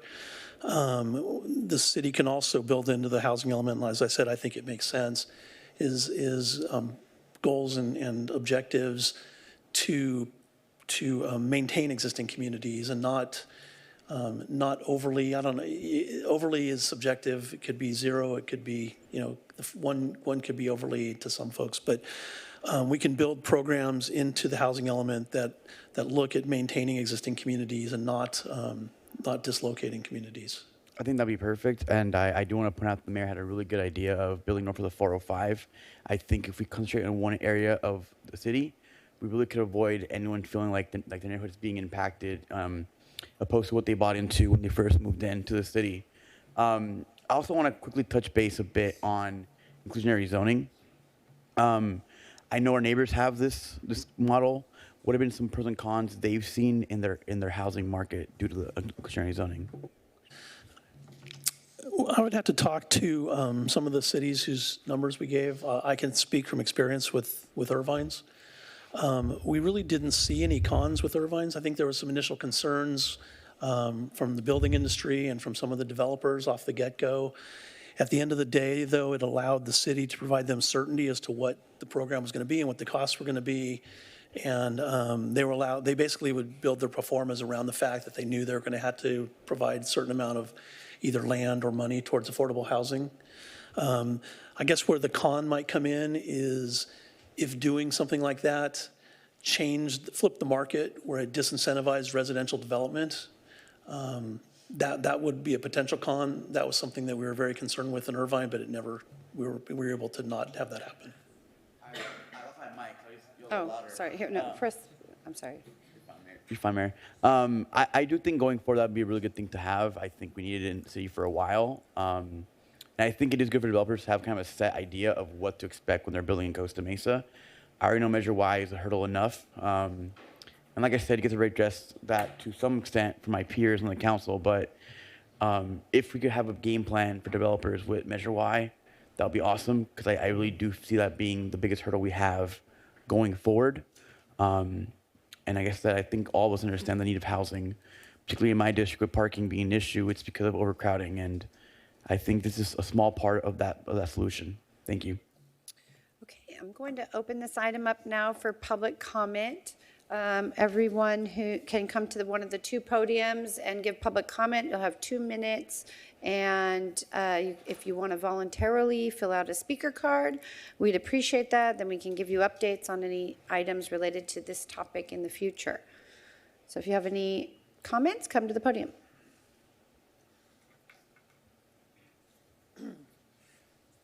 Good evening, Ms. Martin. Flo Martin, 52-year resident of Costa Mesa. I moved into my house in College Park around 49 years ago. At that time, the properties lining Fair Drive from Harbor to Fairview were R2. They were rezoned to R1. I would like to see the city move in the direction of more duplexes, triplexes, live-work, more middle-type housing. ADUs, I think, is a wonderful thing to do. My house, when it was built in '59, was a 3-bedroom. The original owner added another bedroom in the back. He had a daughter with special needs and 2 twin boys. He converted part of the garage into a little loft for his boys to sleep in. Some stupid neighbor ratted on him, and he had to take everything down. I would like to see all, and this is a radical idea, I would like to see all R1 zoning eliminated in Costa Mesa so that property owners have more flexibility with ADUs, with adding a duplex to their property and so on. Thank you. Thank you. Next speaker. Evening, Mayor, Council, and staff. Adam Wood with the Building Industry Association. Thanks for the opportunity to comment. I know the RENA process is quite an undertaking. A lot of cities have a lot of concerns about that. So we're seeing everybody start to look around for the silver bullet solutions. One of the things that does sound good is inclusionary zoning, and I understand why. But it is important to look at what some of your neighbors have done with that. 2 of the cities cited, Santa Ana and Huntington Beach. Both have stated that it's not working for them and have now had to hire a consultant to figure out what to do next with it. Irvine is an example where it's been put into use, but it does have a master plan in that city, so it is somewhat of a unique approach in the Orange County world. Another city that's worth noting is Anaheim. It's a city that does not have inclusionary zoning. They did a lot of research on this, and then it was one of the only 2 cities cited by the governor as a place that's quote unquote doing it right in the State of the State speech. So there are alternatives that can be explored in finding different housing solutions. You know, this is a policy that was made famous up in the Bay Area. They haven't solved their housing crisis up there yet. So it's important to look at the big picture, what's really going to happen if you put inclusionary zoning in place. Under what we saw, you're looking at 2,511 units at below market to be built. Now, if you did it at what the city considers to be high density, that's 20 to the acre, that would require 837 acres of land to build out. If you do it at the 30, I think it's about 558 acres. This is a huge undertaking to try and fit this into the existing footprint of the city. Also, if you keep it at 15%, like it talks about, to build out the amount of total units at market rate to underwrite what would be required under the RENA process, you're looking at 18,000 units to be built. So there's challenges to inclusionary zoning. Love to work with you guys on some alternative solutions. Thank you. Next speaker. Good evening, Mayor, City Council members. You know me, my name is Cassius Rutherford, one of your Mesa Del Mar residents. I'm here tonight because housing is a huge issue for people that are my age, anybody that's even close to my age, even people that are older than you face the worst of our housing crisis in California. So I'm really reassured that Governor Newsom and the state administration are being a lot more aggressive than they have in the past. Cities are no longer going to get away with planning just a couple of housing units for an RNHA period. And I think there are two bills in particular. One was mentioned in the staff report and one was not, that could be of relevance to the Costa Mesa City Council moving forward to meet this high goal. Rather than pushing back against the high goal, let's embrace the challenge of this housing crisis. Let's plan thoughtfully for the need that we're going to face. AB 68, as was mentioned by the previous speaker, is a great bill to tackle accessory dwelling units and single-family zoning. Because this bill now allows up to 2 ADU units by right on a single-family lot, if Governor Newsom signs this bill, it will effectively end single-family zoning in the state of California. And so this bill is passed the Assembly, passed the State Senate, it's waiting for his signature. I don't think we should wait for his signature. I think we know that the state legislature has signaled where they are on this, and we could move forward and start updating the city's zoning laws to reflect a proactive approach to that. I think AB 1397 is also really relevant to the housing element process. It was not mentioned in the staff report, but it does create much new stricter standards for cities in their housing element processes. Specifically in the past, instead of just allowing cities to zone enough land to meet the RNHA number, now AB 1397 requires, quote, an inventory of land available and suitable for residential development with vacant sites that have realistic and, quote, demonstrated potential during the planning period to meet the locality's housing need for a designated income level. So just encourage the staff to keep that in mind. Thank you. Next speaker. Hi, good evening, Cynthia McDonald. So I've got 120 seconds for about 120 minutes of comments here. See what I can do. You know, life's full of changes. Cities grow, they evolve. The trick is trying to get them to grow in a way that's healthy and manageable. And for years, the city had what many of us knew was a falsely low RHNA. But we had the city council majority that let its developer friends control the growth of the city. So affordable housing got completely forgotten. And what the mayor pro tem said about Measure Y is partially true. I'd also like to say that there are those of us who got tired of seeing stupid growth in this city, and we wanted to see smarter development. The high numbers are a strong message for you to take control of the planning in the city. The residents for years asked for inclusionary housing, and we haven't seen it, but we also asked for a vision for the city's future. Now's the time to get the focus on that vision. And Measure Y is not a boogeyman. Projects will be built without a vote if they comply with the general plan. There's that exception for state and federal mandated housing. I'm going to be really interested to see the opinion on whether a percentage can count. Your job is to uphold Measure Y, not to figure out a way to circumvent it. And finally, you know, parking comes up a lot. We don't have a parking problem. We have a car problem. Unless and until you make alternate methods of transit a priority and a reality, the vision of a safe and healthy Costa Mesa won't be achieved. Thank you. Thank you. Next speaker. I guess I'll go first. Kathy Esfahani with the Costa Mesa Affordable Housing Coalition. I have to say it's really encouraging to hear the intelligent and progressive thinking that's coming from council and staff and the community in addressing this really pressing need.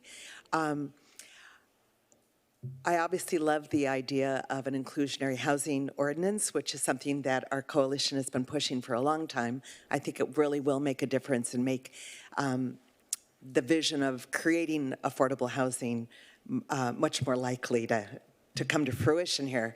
What I'd like to address quickly is a couple ideas for making the public input process more effective.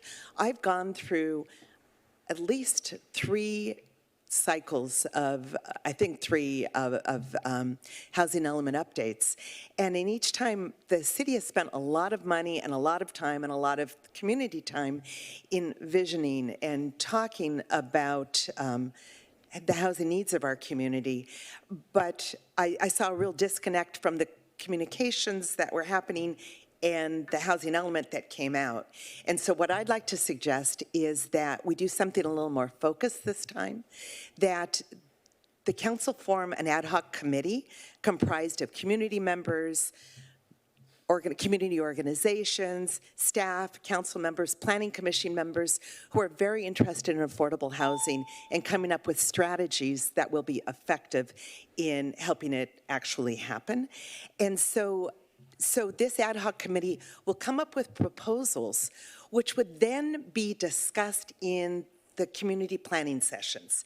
So then instead of just a general discussion and we walk around putting dots on the wall of, I mean, we've done that so many times, but I'd like there to be specific meetings which would, do you mind if I just go on for a minute to explain this idea?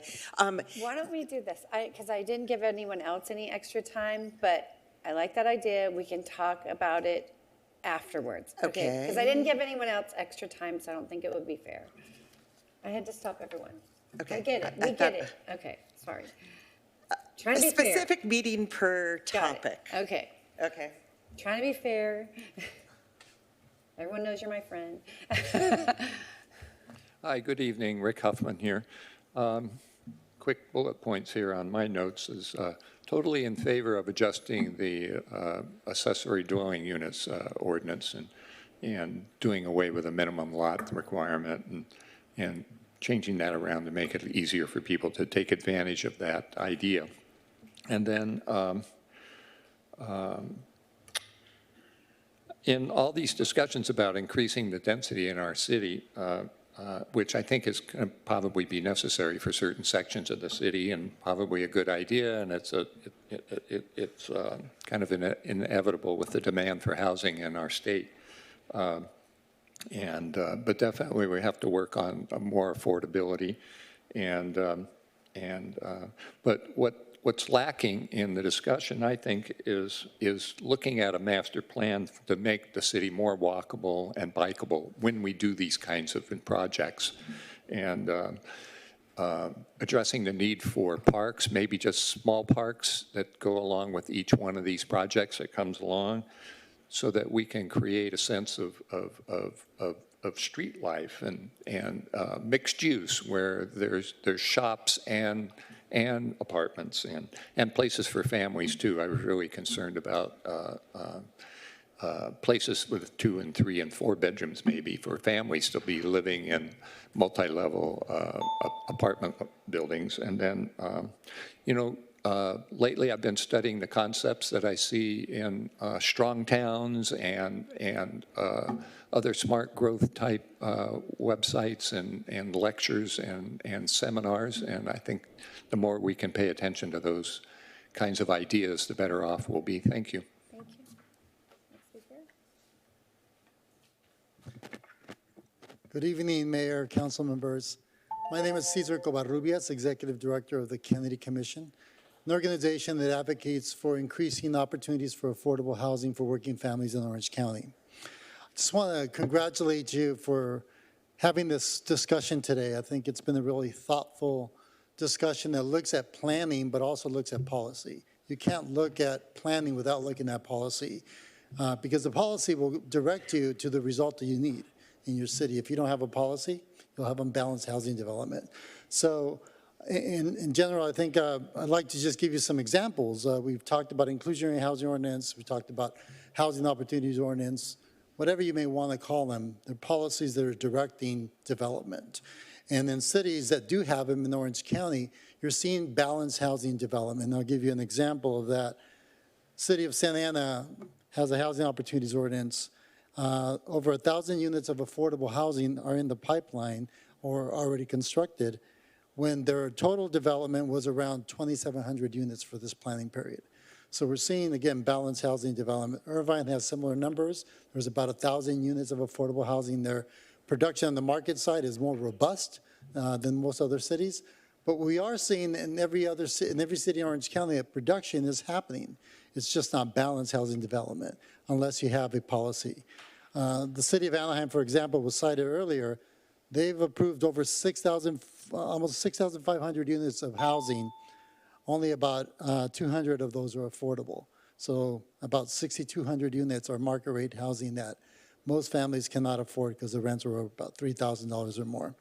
So in short, I just want to make sure that you hear that we appreciate this discussion and we appreciate the efforts that the city's putting forth in making sure that housing is being planned and there's policies and programs that are responsive to the community needs in the city.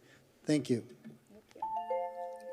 Okay, seeing no more speakers, I will close the public comment, and then council, if you wanted to make some final remarks, put your name in the queue and we'll go around one more time. Mayor Pro Tem Stevens. So this is just a question, and it can be of staff or perhaps the other council members might want to comment on this. So I really appreciate all the comments here, and there's a certain type of citizen and concerned person people who came up and spoke, and that was great.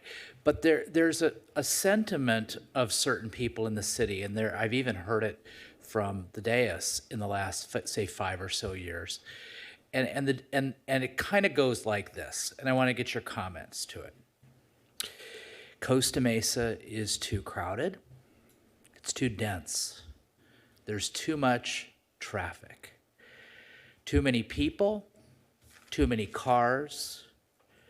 And as for affordable housing, I can't live in Beverly Hills, and there's no Beverly Hills council member who's trying to figure out how to make it more affordable so John Stevens can live in Beverly Hills. Why are we talking even about affordable housing?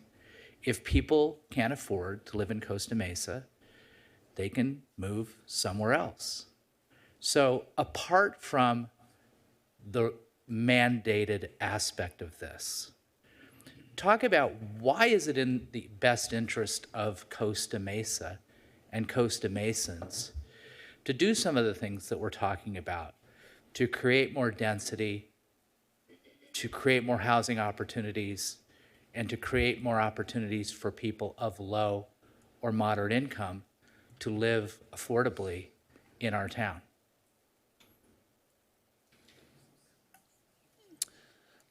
I was waiting to see if any of the council people wanted to jump in your question, Mayor Pro Tem. This is going to take all night, but go ahead. I'll be relatively quick. The first reason is because we have to, and I know you disqualified that, but Mayor Pro Tem, but the first reason is because we have to do a housing element that addresses our arena. People's concerns about traffic and density and congestion and things like that are one, subjective, so everyone doesn't necessarily see the same thing. But I would say that it's important that planning be done thoughtfully and appropriately, and density, if done properly, doesn't necessarily create more traffic and congestion. Even when it does create more traffic and congestion, if there's options with either transit or bikeability, walkability, and alternate means of travel, it doesn't necessarily mean those people that are living in denser areas have to be participating and creating additional traffic. So I think it's important that whatever we do, we do it thoughtfully and we look at a holistic solution. That's why, to the mayor's question, I said that there's good arguments for consolidating your dense and higher density areas, because you can get those critical masses to have some of those types of amenities you wouldn't necessarily have if there's little islands of density. To your other question about why we should care, we're really talking about multiple things here. We're talking about creating housing in the community allows people that are already working in the community not to have to travel distances necessarily to get here. Does everybody that lives here work here? No, but the more housing that you provide near jobs, A lot more of those people will not be using the freeways and roads to get here. We looked at numbers in Irvine before we started doing the Irvine Business Complex development, which is a lot. Some people hate it, but it's the higher density development north of along Jamboree. In the rest of the city, we were seeing about 11% of people in Irvine that lived in Irvine actually worked in Irvine. In that area, it was when I left the city, it was approaching 40% in that area who lived and worked there. So you do see a lot more internal capture of trips, people not having to commute into the area. There's a lack of, I think most people agree with this, there's a lack of housing for a younger generation of our community, and we're seeing them either living in crowded conditions, living with their parents, or choosing to leave our region. And so I think it's important for planning that we look at trying to house for the future of our community. Okay, Councilmember Mark. Yeah, I'm glad you asked that, because I do want to back up. And unless I be accused of being hysterical, what was it, hysterically headed towards density or something, I want to clarify, for all of the reasons that Mr. Curtis just mentioned, for all of the reasons that we've found in terms of the potential consequences from not having a certified housing element, not meeting our RHNA numbers, like these are real consequences that the state are putting out there. We as a city cannot afford to just thumb our nose at the state and say, sorry, we're just not going to play, right? This is an opportunity for us to embark on a visioning for our city. And I have heard that for as long as I've lived in Costa Mesa, that we haven't had a constructive visioning process. Do I think that needs to happen across the entire city? Maybe not. I think this is an opportunity, given some of the comments you've heard up here, to focus on a couple of areas in the city where we have so much potential.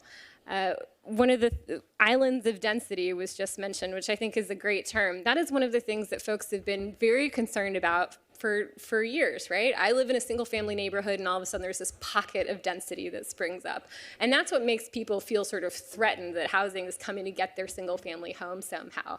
So if we can find ways in which we're focusing, which I see as some of the major transportation corridors, focusing some of that density, thinking Newport Boulevard on the west side of Newport Boulevard, so the east side of the city, going out of town, for example, where you see retail that, quite honestly, is probably at the end of its life. So that's another thing, right? It's the state acting. It's also butting up against a very, very changing retail market right now. People aren't shopping the way they used to. They Amazon all of that stuff, right? So some of these small retail facilities are just not going to be viable and successful. They're not going to be contributing sales tax to the city. They're going to continue kind of going downhill, which is why I'm so fascinated with mixed-use development, because I see that in some ways, yes, there's no silver bullet. However, mixed-use development is an opportunity to increase density, to provide more diverse, interesting retail. And if we do it in the right places, also has the potential to solve that chicken and an egg problem with transportation. So absolutely, OCTA could change the bus lanes tomorrow. But unless we focus in one area that we consider to be walkable, I love the parks idea, bikeable, concentrate a lot of that in a couple of corridors, those also become our transportation corridors. So I see Placentia, 19th Street, Harbor Boulevard, Newport Boulevard leaving town as these optimal areas, in addition to north of the 405, as these optimal areas to sort of make all of those things happen in a very changing, dynamic future that is coming at us very, very fast. So no, I'm not hysterical about density. I'm very excited about the opportunity to do what I think is right for the city moving forward. Thank you. Thank you. Councilmember Guinness. As we look at the housing, I think we really need to look at the big picture. For example, Costa Mesa has been blessed with a pretty good economy. We don't seem to be able to get our spending under control, but we have good return on sales tax. We have good return on hotel tax. We have areas of town that provide high quality jobs. And we really need to make sure that as we look at converting areas, I agree on some of those marginal retail areas. I think we're overbuilt in a lot of those, and we could wave goodbye to those, and it would have a minimal effect on our city's economic future. But looking at some of the other areas where we do have the better jobs and the For example, do we want to take our green zone and turn it into housing? Well, our budget says we're supposed to be getting a big wad of money out of it every year. So there goes our budget again. And so what happens to the viability of properties for R&D and for industrial uses and other types of uses? So we need to look at the big picture. We've talked a lot about an economic development strategy, and are we going to destroy that by land conversion? So we need to be very selective and careful as to where we convert. And as we do add more housing, we can't just continue to operate with the same infrastructure. What's going to happen with traffic? Are our parks going to be overcrowded? What about flood control? If we cover everything with cement, our runoff will increase. So how are we going to address that? And I know we have to things change, life changes. Everything's always changing. I don't have the same body I had when I was 30, which I sorely regret, but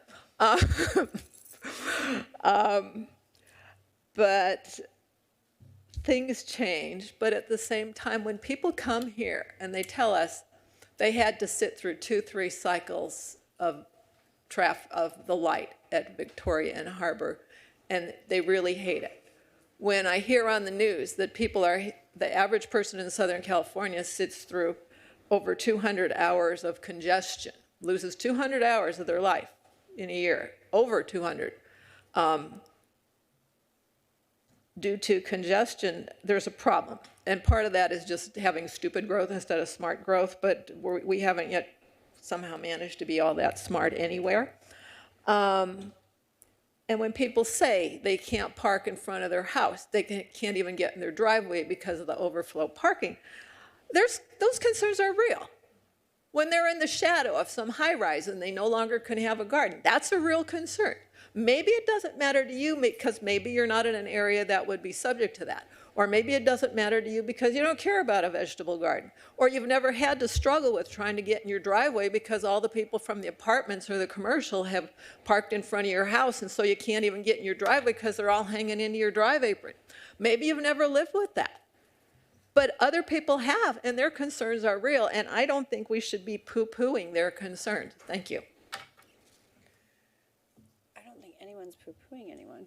Councilman Reynolds. Switch the order here. Okay. Okay. So we just had, I think, a 2-hour discussion about specific housing strategies, but very quickly turns into the discussion about, walkability, bikeability, transit, access to parks, access to sun, economic development, community health, infrastructure, what we have. It's a lot more complicated than a few just different housing strategies. I mentioned that I think it's important for us to be kind of fair in the strategies. I'm like Councilmember Chavez, right, coming from the west side where we've had all these overlays, and we've seen a lot of very intrusive development that I think, one, came largely without that community's input, and 2, came largely without all of those other community benefits that are important to bring along with housing to create a really pleasant, livable community. So I do think it's an important reminder for us to, as we're talking about housing and units, think about a community and all of the necessary assets of a healthy, vibrant community. I do think there are areas of the city, in part on the west side, right, that are corridors that are readily or maybe more suited to these more urban walking areas. But just like we did with the shelter discussion, I think engaging the community at the out front, letting them really listening to the concerns, working through the education on what is bad development and what could be really good development that increases density is going to be a critical part of this. So I want to caution us not to run too quickly with certain neighborhoods and leave the community behind. It has to be a joint effort. I like the public speaker who had the comment about kind of committees or that important community engagement. I think the danger of an ad hoc committee is that obviously everyone up here would want to be part of it. So we'd have to figure out a way to have workshops that we can all be part of. Again, especially if it's going to affect each of our areas that we're meant to represent. So I'd be very interested to welcome everyone's ideas on strategies to address the issues facing our city, and I think the opportunities to face our city. There's a lot of opportunities here to really create or enhance the communities that we already live in through things like walkability, which I don't know if I talk about enough on this council. So anyways, I'm looking forward to this process, but I'll probably continue to emphasize that engaging our community with us in this process is critical. Thank you. Councilmember Chavez. Once again, everyone, thank you for being here today. There's a phrase that always comes to my mind when I think of housing and people saying that our city is too dense or our county is too dense, and it's the fact that Orange County, as we know it, is more of a moment in time than really a actual place. You know, I'm always amazed when I walk in City Hall and I see pictures of our city 60 years ago, and it's primarily fields. A lot of residents bought into Costa Mesa as a suburb, and bit by bit, it's evolved to becoming what it is today. And I think a couple of times today we heard people mention of, well, I voted for Measure Y because I bought into Costa Mesa when it was a certain type of way, and now it changed. What I want to point out is, as a 24-year-old, the city that I grew up in is different than the city you bought a house in. And the city that my sister, who's 10, is growing up in, is different than the city that I grew up in. And it's always going to be that way. Things are going to evolve naturally and going to progress. So as a council, what we have to do is look at the entire city and say, what's the best way we can meet the needs of people who are my age and get them housing so they're not all at home with their parents, stuck in one community, causing more parking problems. And what's the way we can incorporate housing where it won't impact someone who's been here their entire life and bought into a vision of a single-track family area?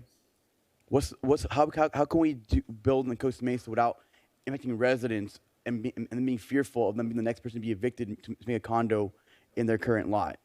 I think that's the things as a council we need to face. And I think today we had a chance to really look at a lot of opportunities and options to really go forth with that. I, for one, am a big proponent of building intelligently. I think we should do our best to concentrate the density into one area of town. I said it before, I'll say it again. I think north of 405 is that perfect region. There aren't many residents there. It's prime location to make a work, play, live environment where people my age can live nearby their workplace, walk down the street, and go to like Selco perhaps. That's the vision we need to be building. We have a vision going forward. The time to say no is no longer. We need to be adaptive going forward. I like the idea proposed earlier about having certain corridors. For example, in my district, District 4, I don't think building condos where people live currently is a good idea. I don't think we should place residents for new housing. I think they're already there for a reason.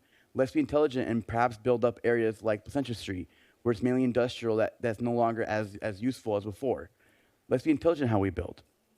I think going forward, and I think Councilmember Marr said it perfectly, the state's coming down on us pretty hard. But we have the opportunity to really shape this into something that's livable for all residents of Costa Mesa. So I really welcome this challenge. I welcome the opportunity to really grow the city together. And honestly, thank you all for coming today, because this is going to be a journey for us, but it'll be a good journey. Thank you. Councilmember Marr? Yeah, sorry, quickly, I missed earlier. I do support the idea of forming some kind of an ad hoc committee, some combination of council members and planning commission members. I called for this study session kind of very early on in my term and very, very early relative to the housing element process, because I think this is going to be quite a journey to sort of figure out best practices along the way, ensure we're doing adequate community engagement, learn from what other cities are doing and not doing. And so I think it would be helpful to have at least a body focused on that education over time, also so that we didn't require all of the planning staff to be here on a regular basis in front of the whole council. Thank you. Mayor Pro Tem Stevens. Yeah, regarding that, I know Ms. Esfahani wanted another minute, but I thought she made her point very well and briefly. Ad hoc committee, specific proposals coming out of that, and no dots on the wall. I think that's really good. If I see another dot on the wall, I'm going to go crazy. In terms of all this, I do want to support what several people have said, that north of the 405, I think, was a great opportunity for several reasons. I office north of the 405 in the Met. By the way, there's an event the next 2 weekends. There's an event for soy on, if anybody wants to go to that, on Friday at the Met, and then the following weekend we're having the Taste of Costa Mesa at the Met. But just, the other day I went from my work where I work, I walked down to Seasons 52. I had dinner. I went over and had a drink at the Water Grill. I walked to the Performing Arts Center. I saw Miss Saigon, and I walked back to my my car at where I work. I mean, and that is like walkable, right? And I've got a good friend who lives at 580 Anton. He works at 600 Anton. He walks around that area all the time, and he loves it. He sold his house in Tustin, and he moved there. Now, that's obviously a high-rent district. He's doing very well, and he goes to Mastro's and things of that nature. But he loves it, and a lot of people love it. And I remember years ago, Perry Valentine, who I believe used to work for the city, told me that there is a great high percentage of people who live at the Enclave and 3400, and now we're putting the Symphony Tower into my parking lot there at the Met, that work in that area, and I do believe it's true. They could even support a TGI Fridays there. So if we take that and we use that, and by the way, I know a lot of people who live in the voting district 2, I overlook that. I don't hear any of them complaining about the activity that's occurring north of the 405 on the east side of the city, east of South Coast Plaza. I think, if anything, those residents benefit from that. And so now let's take the other side of the city. If we were to repurpose, if the property owner is interested in SoCo and have that be some development with mixed residential, I think that would benefit that piece of property, because, as Councilmember Marr mentioned, there are retail places that are struggling, and I could just tell some of those retail places in SoCo have gone in and out, and it's kind of becoming increasingly more difficult for them to get by. And then, of course, we have One Metro West that's coming, and if we could create some type of a walkable environment similar to the one that I described on the east side, north of the 405 in that area, I think that'd be great. And then in terms of what Councilmember Marr said about not just north of the 405, but also on Newport Boulevard and places like Placentia, I think the problem that we had in the past with some of the decisions is it just appeared like the decisions were kind of imposed on the people, and they didn't really get a chance to comment on it in kind of the way that Ms. Esfahani is mentioning.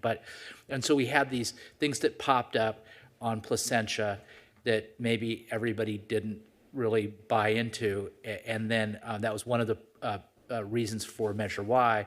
Those areas actually are getting a little better. We're seeing more services in those areas, and I guess over time that might get filled in with some kind of mixed use, but it wasn't planned that way. So if we're going to do that, I think, as Councilmember Marr says, we need to plan it real mixed use, not just mixed use where we say it's mixed use because we have a little office where somebody can work on the bottom floor, but some retail shops, things of that nature, so we can create a walkable community if we're going to do that.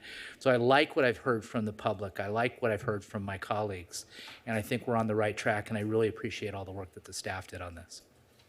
Thank you. Okay, we had a great discussion up here, and a couple takeaways for me. I think I heard everybody up here use the word community.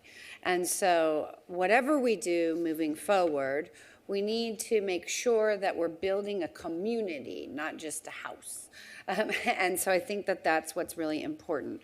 That's what's partly smart planning is all about, is building community, having homes near job centers, near retail, restaurants, grocery stores. It's hard to do near schools in our city, but they're already all surrounded by housing. But that's the goal, is to, as we move forward in this process, make sure that we take into consideration the community that's existing, as well as the community that we want to live in these new communities. So I have a couple of really specific questions, and comments. First of all, I'm not interested in talking about housing near the airport. I think that's a terrible idea. We already have people complaining about the airport noise and all that does to their life. And I don't really see how you can get out of the zone anywhere near the airport. So from my standpoint, that's dead on arrival. And then secondly, I would really love it if we could have some kind of as I'm sitting up here listening to all the numbers thrown out and where we have housing, and there's 631 units entitled here and however many units entitled there. I've always wanted this. You know, it's been 15 years. Maybe we can, actually 20 if you count the Planning Commission time. Can we get a map that has like all the different entitlements that are currently entitled but not built in the city, and so that we could see, you know, what's happening in one spot as opposed to trying to see it in grid sheets? We can certainly do that, Madam Mayor. Okay, great. That will be wonderful. And I think that would help us also in addressing some of the comments by Councilmember Guinness that we have 7,000 unit capacity in our existing general plan. Why do we need to, you know, change anything?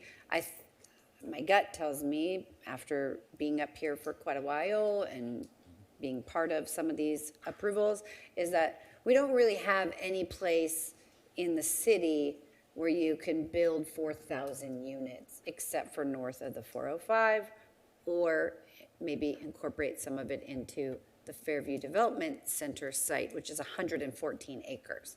But there's not really anywhere else in the city that isn't already entitled or built on.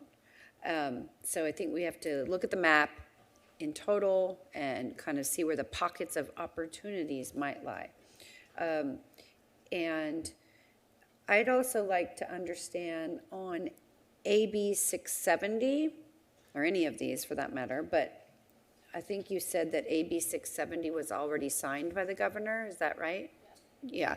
So on AB 670, have we incorporated this into our current zoning code? Are we planning to do that?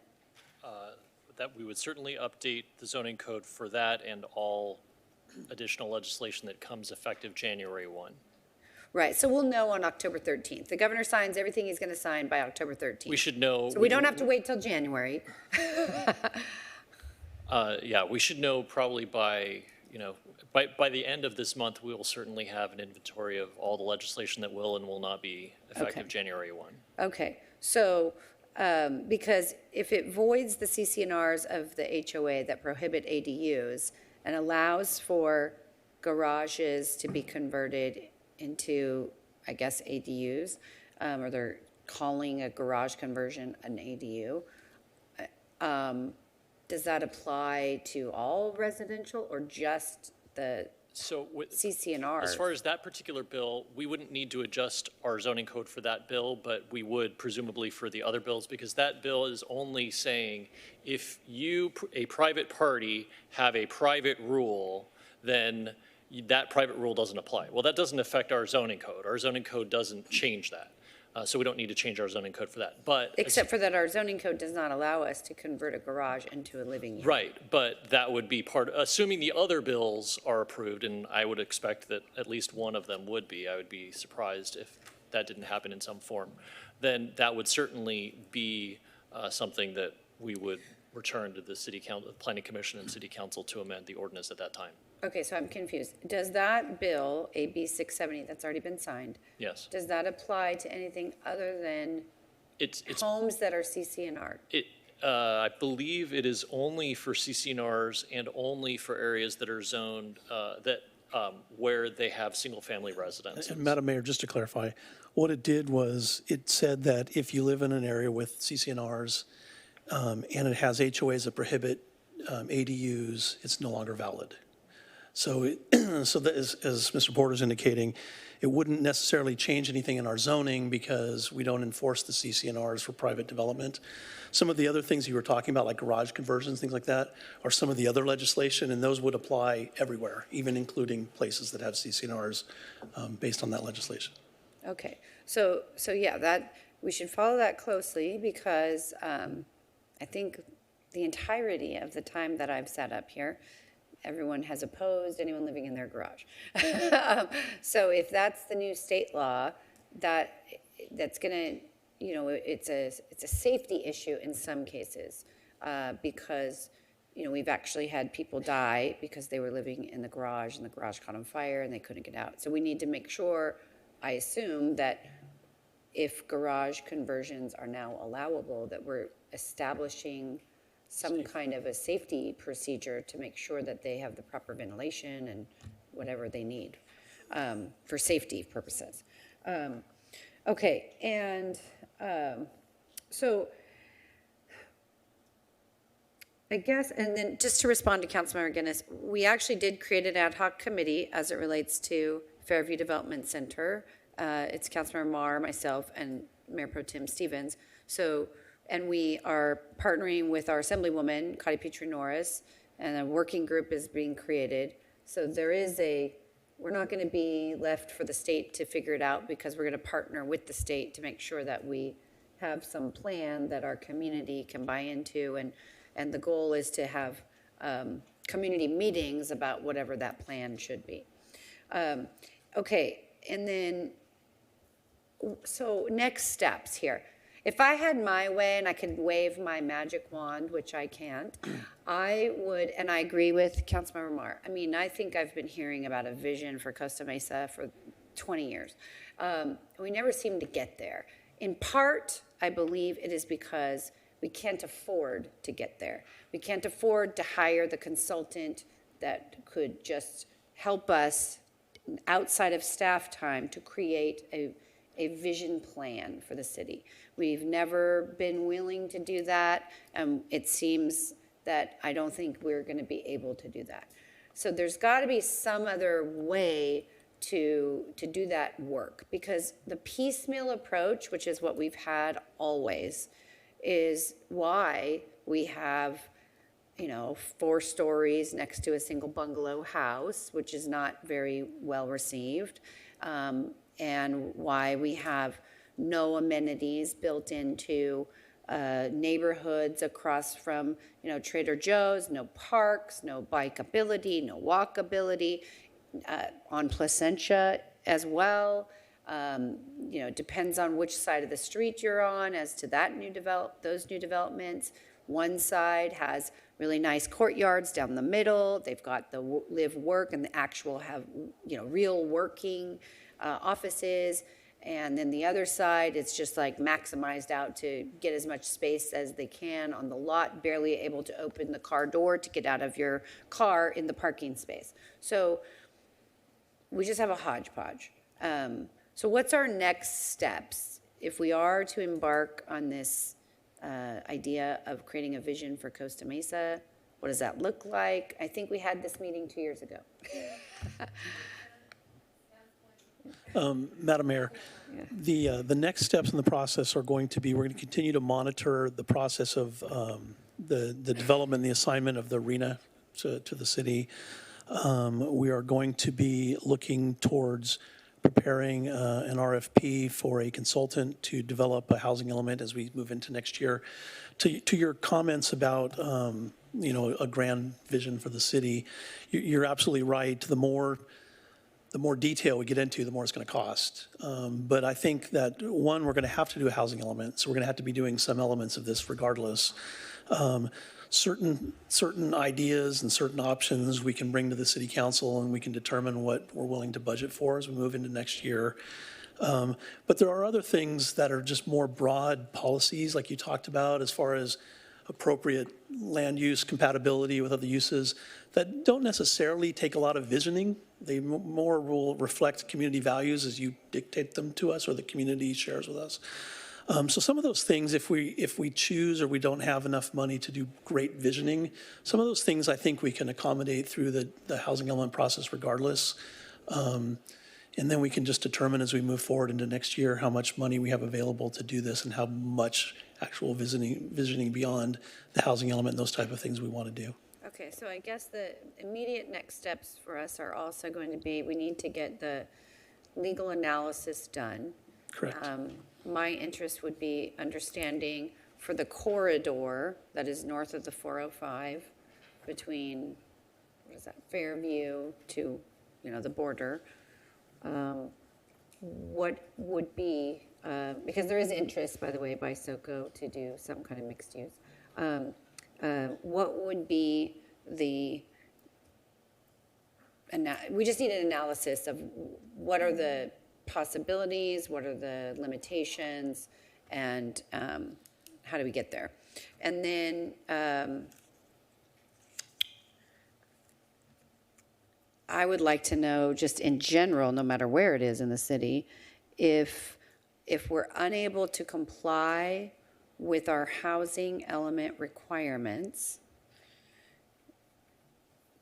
does that, and that's as to both affordable and not affordable, because the housing element includes non-affordable, which would be subject to Measure Y. Yeah.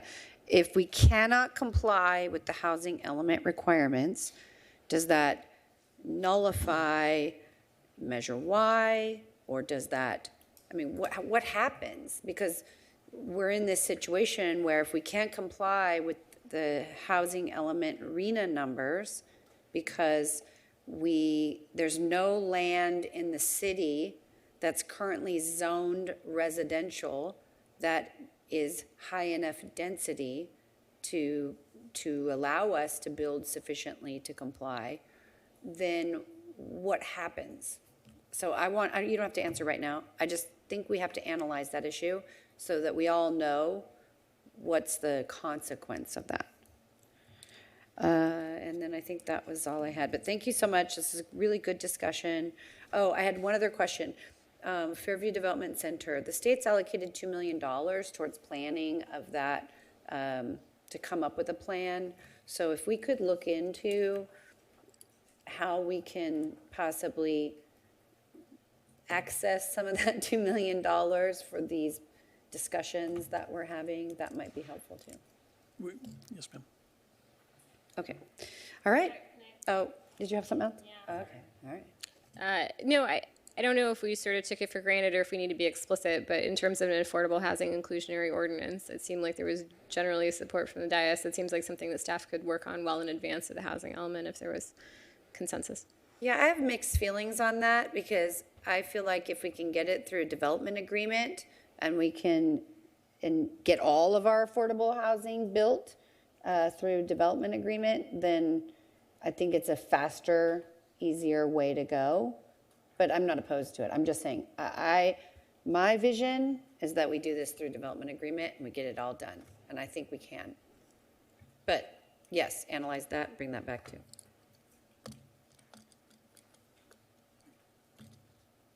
Anything else? Did you have another comment? I was just going to ask staff to bring it back as an agenda item then. No, I did. I just asked them to analyze that and bring that back. Okay. Well, that's. I wasn't clear that that's what you meant. I said those words. Okay. Analyze that and bring that back too. That's what I said. Councilmember Guinness. One thing I forgot to mention is housing for people who work here. Because obviously we wouldn't have the revenue stream we have if we didn't have a lot of people working in retail and working in restaurants. And if we could look at housing, a lot of times when people target affordable housing projects, they go for senior housing because, they don't drive, they're quiet. But we really need to be looking for workforce housing. Thank you. Okay. Thank you. Oh, okay. You guys, it's a study session. You can tell all this stuff. What, you have to ask for the mic so I can put it. No. Okay. Right. So everybody knows, right, that when I asked you that question, that rather provocative question with the big long preface, that I was making a rhetorical point, right? I mean, those aren't my Goodness. views, yes, right? we know Good, that. However, someone's going to take that video and turn it into your views. I assure you. I know. Okay, thank you. Thanks. Good night.